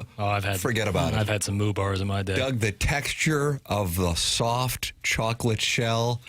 Oh, so choice. So is it an ice cream bar or yogurt or fudge sickle? What is it? I think it's yogurt, isn't it? Is it ice cream? It's ice cream. Okay. With a nice little chocolate shell. Oh, yeah. Oh, gentle as your teeth crack through it and rewarded with delicious tastings. It's all right. Right there. New Lasso's corny AF. One episode. I'm out. Sharon and Clayton's gone. I understand it's not for everybody, but I enjoy it. I like the... Corny? It's very sentimental. The show has always been very sentimental, and some people find that too much. I think I watch a lot of stuff that's very cynical, very gritty, so it's a nice change of pace. You talking about looking at me for 5 hours? Not necessarily. But like if you're watching Sopranos all the time, it's a very cynical show. That's how I go to bed every night. The Wire, yeah. So when you switch it up a little bit, it's nice. It's a nice change of pace. It's a show with a lot of heart. What would you guys get when the ice cream truck would roll up? Great question. Fudge bar. $1. Huh. Just about anything. But usually I got the thing with the little nuts on top. I forget what the name of it is now. It's a cone with the little nuts on like the top. Like a drumstick? Yeah, drumstick, yeah. Do you remember the baseball glove ice cream that had like a gumball baseball in the middle? Mm-hmm. I like that one. Mm-hmm. Yeah. The last Outer Banks season's out today as well. That's from Jenna Tolles. No thanks. Why not? I've seen the trailer. Not for me. What goes on? I'm not familiar with the program. It's a lot of angst. A lot of early 20s angst. I think it's horny, probably. I've been to the Outer So Banks. you don't like Hunting Wives or Outer Banks? What do you like? I like a lot of things, just not those two particular programs. Karen in Clayton's corny AF. One text and I'm out. God. That's from old Appleton stepdad. Wow. Damn it all to hell, Doug. Goodness. Damn it all to hell. Such a shame. Get involved on the program. We've got the text line. We've got the Forum Energy YouTube chat. And, of course, you can call in and get involved. And, boy, Tom Kim is off to a very tough start. He has missed 2 short putts on number 1 and number 2. And he is 2 over par. But the galleries are receiving high fives from the players as they traverse the hills of St. Louis County in pursuit of the BMW Championship. Scotty Scheffler balls in the air at 115. What's the winner getting this one? The purse is $20 million. Get paid. So I don't know, but the winner of next week at Eastlake makes that entire $20 million. Oh, $20 really? million well, the winner of the FedEx Cup. Mm-hmm. And then they, I believe... So this is in effect the semifinals? Yeah, but next week... Like if Scheffler is to win again, he'll probably have 9-stroke lead to start the tournament. So safe to say he can just park the bus and collect the 20 mil. Yeah. And you said 2 minutes ago we were eating Yazoo ice cream, and now I have an ad on my computer for Yazoo. Ah! Scary. Scary. What flavor, if I may inquire? This looks like it's... well, not the ad. What flavor did you have? Chocolate. Yeah, that's what I get. It's delicious. Ooh, sneezing is pleasins. Oh, what's wrong? Oh, had to sneeze. Oh. It's all that ice cream. I think it is. It's just too much. Or Dora. Who goes to Dairy Queen and comes home and has more ice cream at home? You got to wash it down. What kind of yeah, but how good was that double cone? lard eats like that? How good was that cone? It was great. Absolutely great. You act like the healthiest guy in the world. You eat ice cream every night. I That's do. some Sharon's Little Pool Boy. I don't act like the healthiest guy. No. David Klein of Hedonism says, big fat David Klein of Hedonism used to eat 3 drumsticks and 2 turkey legs with ease. David Klein of Hedonism. Doug, he's live man. now. He's a live boy. That would just wreak havoc on your insides. 2 turkey legs? With ease. That's a lot. Those turkey legs are massive. Yeah. Especially a Six Flags turkey leg. Which actually turned out not to be turkey. Yeah, didn't you guys have a guy that did like a Elliot Davis, you paid for it thing? Well, I think he worked there. Yeah, it was an inside expose. He said it was pork of some kind. I think he had to have a sit down later that day. He wore a cape around Six Flags. That was his gig. Probably a journalism school guy, too. They went away with that format, Piddles. They all start with the same score next week. That's from Waterloo Dad Brad. All right. Thanks, Waterloo Dad Brad. Yeah, they didn't change that up. Okay. My apologies. I thought that was like the whole point of having the 2 prior tournaments. Children in the third world get no ice cream because Doug is eating more than his fair share. That's from Manupal Eligible. Yeah. Guilty as charged. Yeah. It's like buy this and we'll give an ice cream cone to someone in a third world country, and if you don't buy it, we're taking one away. Hey, 40-year-old virgin, stop trying to be Tim. It's so effing cringe. That's from Gus. Who's the 40-year-old virgin? I think that was me. I'm not 40. There you go. Were you trying to be like Tim? I said the sneezins is pleasins Oh, thing. I see. I didn't catch it. No. I really didn't know. Jackson, you get accused of being tried. Yeah. Oh, yeah. It's kind of a rite of passage. I do love Is 40. that right? Yeah. If you're on this show, you get accused of being... Yeah, well, if you're younger, if you ever run point, that's kind of how it goes. Well, speaking of which, I got to exit tomorrow at 9:15. Oh, yeah, I'm planning. Oh, you're planning the show? Well, you've been planning some things to do while you're... Really? Yeah. Well, I'm not as good, like, ring the bell. I'm not as good. I need some... What was that? Did you just add a new... I got to do a little preparation to talk. Also, it's just no Martin either. So Martin's in the Hamptons. Yeah. Got my sons, both my sons now, school tournament. Yeah. Playing with the great Matt Poling. You know who else is in the pairing, Doug? No, who? Because Jackson was going to be in it. Mm-hmm. But it's starting at 10. Right. I don't know where that has an adjustment. The delightful Cam Jansen and Barrett Jackman rounding out the pairing. Great force. That's a pairing. I might have to pack a lunch. I could be wandering around Skinker. Yeah. That course has opened up a little bit since the tornado, unfortunately. Yeah, but I could see me having a little cooking sherry. Oh, no doubt. It's going to be a beautiful day. Yeah, they lost like 1,000 trees there, didn't they? Yep, just under 1,000. Mm-hmm. You can't even run a spontaneous trivia segment. Get back on the Adderall, you jackass. It's from Chairman Steve in Des Moines. I mean, this No tomorrow, lies too, detected. from Ice Cream Overload. I thought you were being serious. Yeah, you and Chairman. You can do a PAFO. Yeah, just monologuing. That'd be fun. We're talking college football today. Oh, yeah, that's not coming out. Oh, you guys are doing a college football show today? It's out today. We recorded it the other day. Yeah, before PAFO. He went through the car wash. How many podcasts do you host? 3.5. Okay. Oh, gosh. Doug, why don't you do 3.5? Well, no. Dougie V brand. Yeah. If I did it, do I have to call it PAFO? Is everything PAFO now? Going forward, every podcast is under the PAFO umbrella. I see. Okay. We acquired Bill Simmons. It's kind of like Kleenex, where tissues that aren't even made by Kleenex still get called Kleenex because it's or Polo a brand name. Okay. So all podcasts going forward are known as PAFOs. Didn't know that. Mm-hmm. Don't ask what that cost us.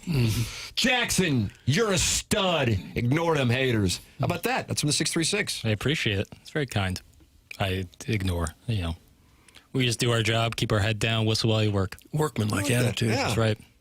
Lunch pail. Chop wood, carry water. Yeah. Steel-toed work boots. Well, Doug, you're right. Justin Thomas just birdied number 8.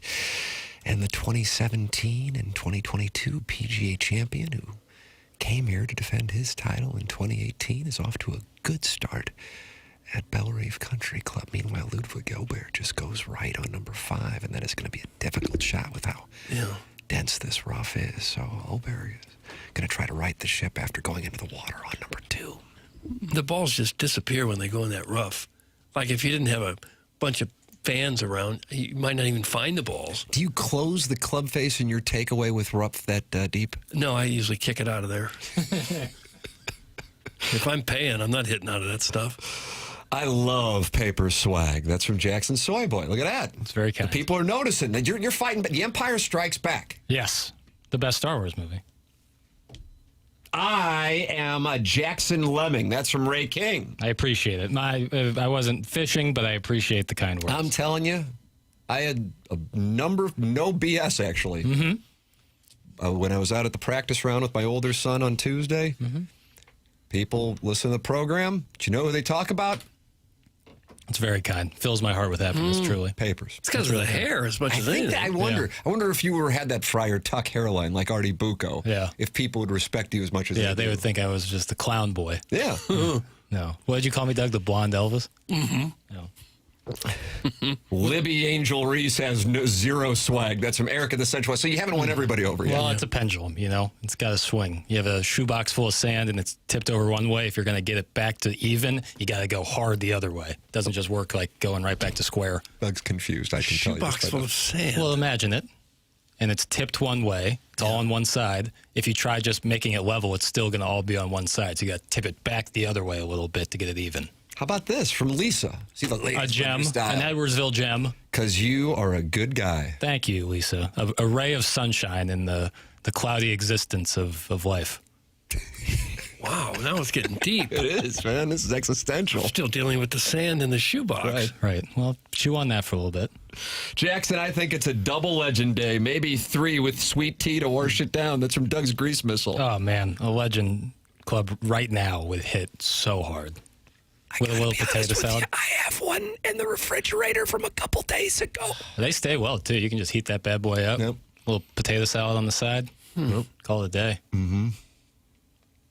Could use some roughage. That's my one beef with the legend.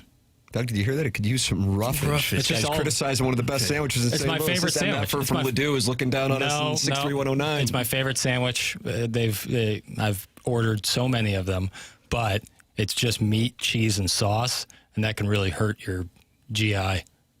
But it is delicious. Guys, full disclosure, I am not really that mad at Jackson. I just want him to get back on the Adderall so I have another source. It's from Steve in Wildwood. So you guys share your medication? It's really good to shop for narcotics, class 1 narcotics, live on public airwaves. Any law enforcement agent would tell you the same thing. Speaking of narcotics, you see what they got in trouble for in Penn State? They got 2 fraternities running a major cocaine ring. Yeah. Like 12 of them have been arrested, 12, 13 arrested. Was that wrong? It was really wrong, yeah. Sigma Chi and Delta Upsilon. How dare you? 14 arrested. You wouldn't be telling this story if it were the Sigma Nu Snakes. No. I know exactly what's going on in here. They're all upstanding. Where's Martin? You waited for Martin to leave to bring it up. They're all selling popcorn over at Sigma Nu. Yeah, lollipops. Jackson, add lettuce and peppercini, and it's fire. That's from the TMA Reddit Insider. I've tried that adding lettuce, and it didn't. It was honestly, I thought I needed more roughage, but the sandwich is pretty perfect. So I'm in a good place on that. Lettuce doesn't add much to a sandwich, really. Some crunch. You feel better eating it. Yeah, I can add some crunch or a little bit of like a barrier, but ultimately you're right. There's a barrier? Yeah, like between some of the ingredients. You need a barrier between the ham and cheese. Well, I take my sandwiches very seriously. Oh, okay. It just seems like something to make it look a little bit better. Maybe. Add a little color to it, but you're not going to get much argument out of me on that one. It's window dressing. Why could Jackson do 3 hours for a PAFO, but he won't let Tim do a 30-minute QFTA? That's from MD 2020. That's a good question. I was well equipped. We were going to do it on the day I PAFO'd it up, and I was well equipped. I was prepared for 10 hours of sweet broadcasting. We'll QFTA next week. I'm always ready. Schedule this thing. Always ready. Maybe Monday. I'm down. All right. Hey, we probably need a break. I just assume. Yes. In a major way? Well. All right, fair enough. I have no idea where we are on the dossier. It's a Polos Plus dossier. I know this. The Riz Show is hosting the Fast Lane today.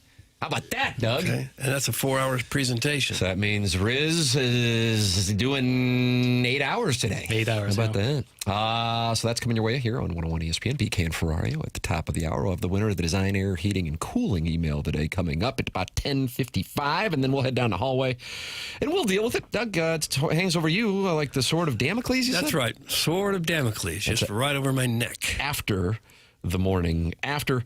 My wife just texted me that Monday. Yeah. We're playing with oh, that's right. Tuesday. Yeah. Doug, we're playing with McGreevy, Hunter Dobbins. How are you? Pages. We're playing for cash money. I'm getting in pockets. I'm getting in some of that Major League Baseball Venmo money. That's right. That's right. League minimum or bust, baby. I don't care. You got a $3 million signing bonus. Yeah. Probably some money from New Balance or something. And he's going to be giving me some pops, too. I'm telling you. Coming for him. So maybe we'll do a PAFO on Tuesday. PAFO presents QFTA. Thank God for my wife letting me know what my schedule is. Because in my mind, I'm like, God, I feel like I have something on Monday, but hell, I don't know. Yeah, I never know. And there she is. I fly by the seat of my pants. Let's see. Mentality. Maybe that's what I need. Mentality. Go to lowtusa.com. That's Mentality at lowtusa.com. Here is what Mentality has learned in treating 25,000 men. You can't rely on testosterone alone anymore. To run at full capacity, your body needs peptide therapy on top of your TRT. For guys whose recovery still lags and whose energy plateaued, even on testosterone, Mentality's physicians designed a plan that layers peptide therapy on top of TRT to support recovery, repair, and performance. It's a custom plan built around your numbers, monitored every step of the way. Testosterone levels afield, peptides drive your results. Start today at lowtusa.com. That's lowtusa.com. The program is called TMA. It's presented by Brian and Crouppen on 101 ESPN.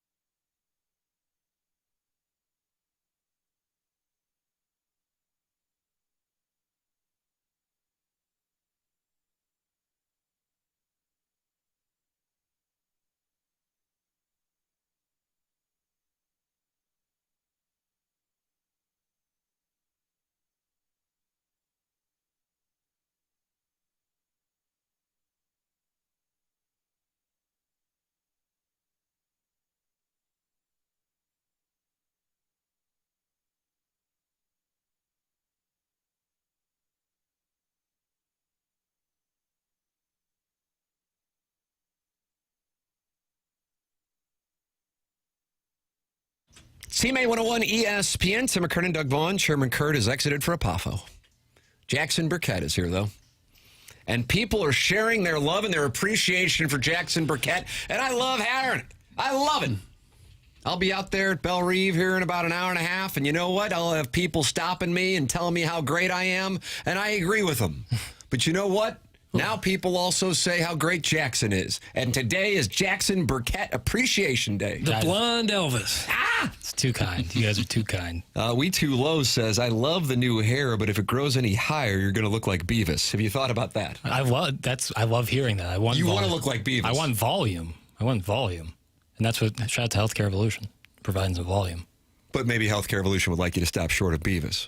Yeah, I think there's a happy medium between Beavis and Will Pompadour action. Doug Figala must be listening to the show. He just threw a dart at the pin on 9. That's from the 479. No, why would that mean he's listening to the show? I think they're playing it on the speakers there. And you can hear it from every tee box. Wouldn't that just ruin the experience completely? Whoa. Maybe it's just the skeleton. Oh. They're playing HD2 at Belle Reve. Interview with the number one Vegas comedian. Yeah, it's on there today. Let's see. Oh, wow. You rich bastards get it all. That's from the 618. Boy, Doug, what are we getting? He has a theme, it seems like. Anytime golf is talked. Oh, is that right? It seems like, yeah, rich. And we are all fabulously wealthy. That's right. I'm a owner of not 1, not 2, but 5 silver spoons. Are you? Wow. 2 silver spoons together. Yeah. You and I. Joel Gray and Ricky Schroeder. Plus the great Jason Bateman. Oh, yeah. Yeah, people forget about that. Teen Wolf. Beavis had a great head of hair. It's from Jackson Soy Boy. I kind of agree. I mean, it was a little goofy the way he styled it, but the raw materials there. Tim, it's great that your wife is listening to TMA, but has she talked about PAFO? If so, we made it and we are retiring. That's from the recovering alcoholic from Belleville and Webster Groves. I've done a PAFO. Yeah. I did like a 3. You were there, Chairman Kurt. It was a 3.5 hour interview. And I'm going to move this gong real quick, but it's our most viewed episode. It is. Why are people obsessed with me? Why? Jackson, what's the handsomeness? Answer? can't be. Charisma. Definitely not. Relatability. Narcissism. Yeah. I think it's the narcissism. Yeah. Why are you obsessed with me? Send your text in at 314. The beard's got to be up there. Oh, I think so. Doug's going to break that thing. He's going to break his wrist. Keeps it up. Jackson saved my life. That's from BK's fanny pack. I've never done the Heimlich. Nor BK CPR. was thoroughly enjoying the trivia contest, Was he? by the way. Shout out Sent to the BK. text in. Yeah, Shout out God to bless him. BK. We'll have the winner of the Design Air Heating and Cooling email of the day coming up next here on TMA 101 ESPN.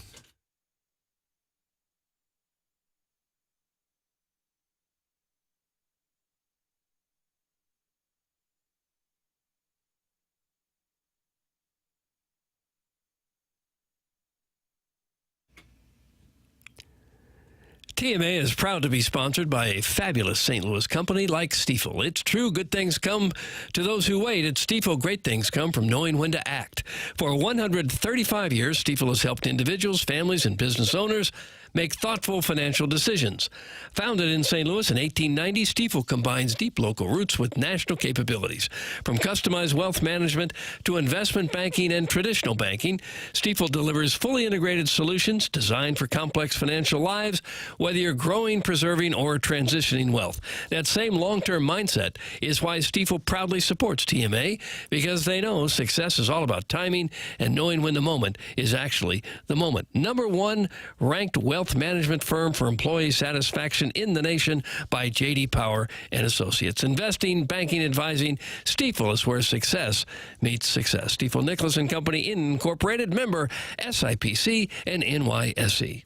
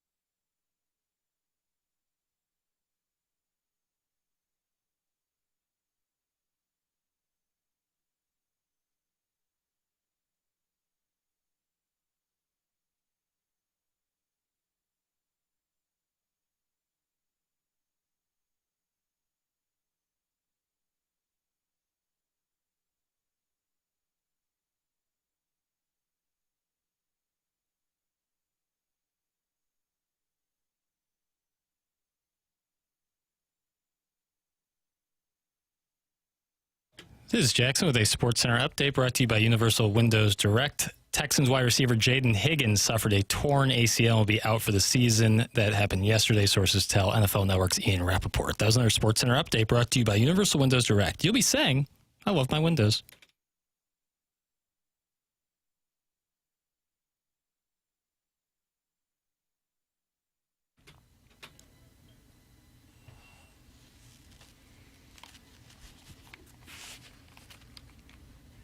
You like this one, Doug? Well, I'm a yacht rocking country guy.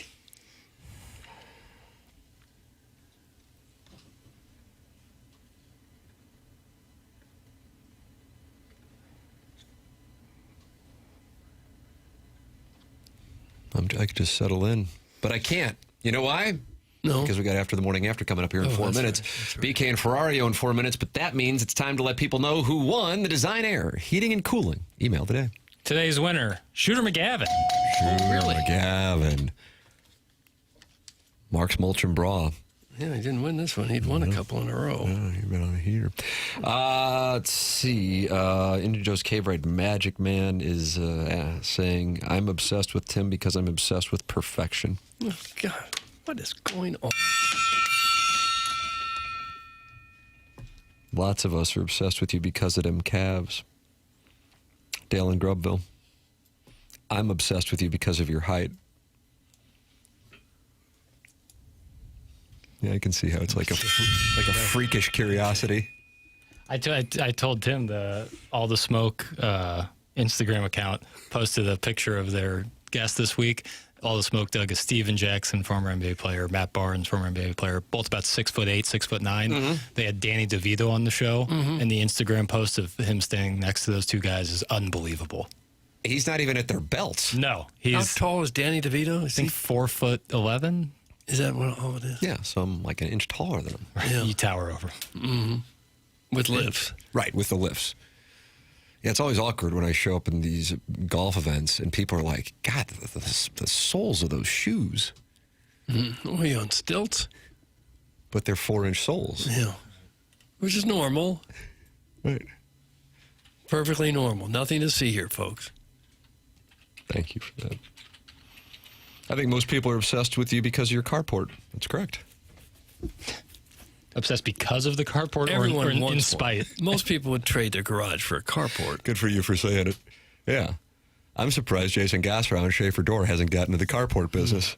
I'm not telling him what to do. Right. Certainly be easier. You know, the maintenance on a carport. Would you say, hey, are you tired of your garage? Would you like to strip away the walls? Knock down the walls on it. Most of the maintenance on a carport is taken care of by gravity, you know? Doug, down the hallway we go. The show hangs over you like the sword of Damocles. Yes, It's it After does. the Morning After. You can keep watching on the TMASD YouTube channel, but on 101 ESPN, BK and Ferrario are coming up next. Time for us to shut it down. For Jackson Burkett, for Chairman Kurt, for Martin Kilcoyne, for my brother Kevin, for Douglas Elvin Vaughn, I'm Tim McKernan. This has been The Morning After, presented to you by Brown and Crouppen on 101 ESPN from the Stiefel Studios.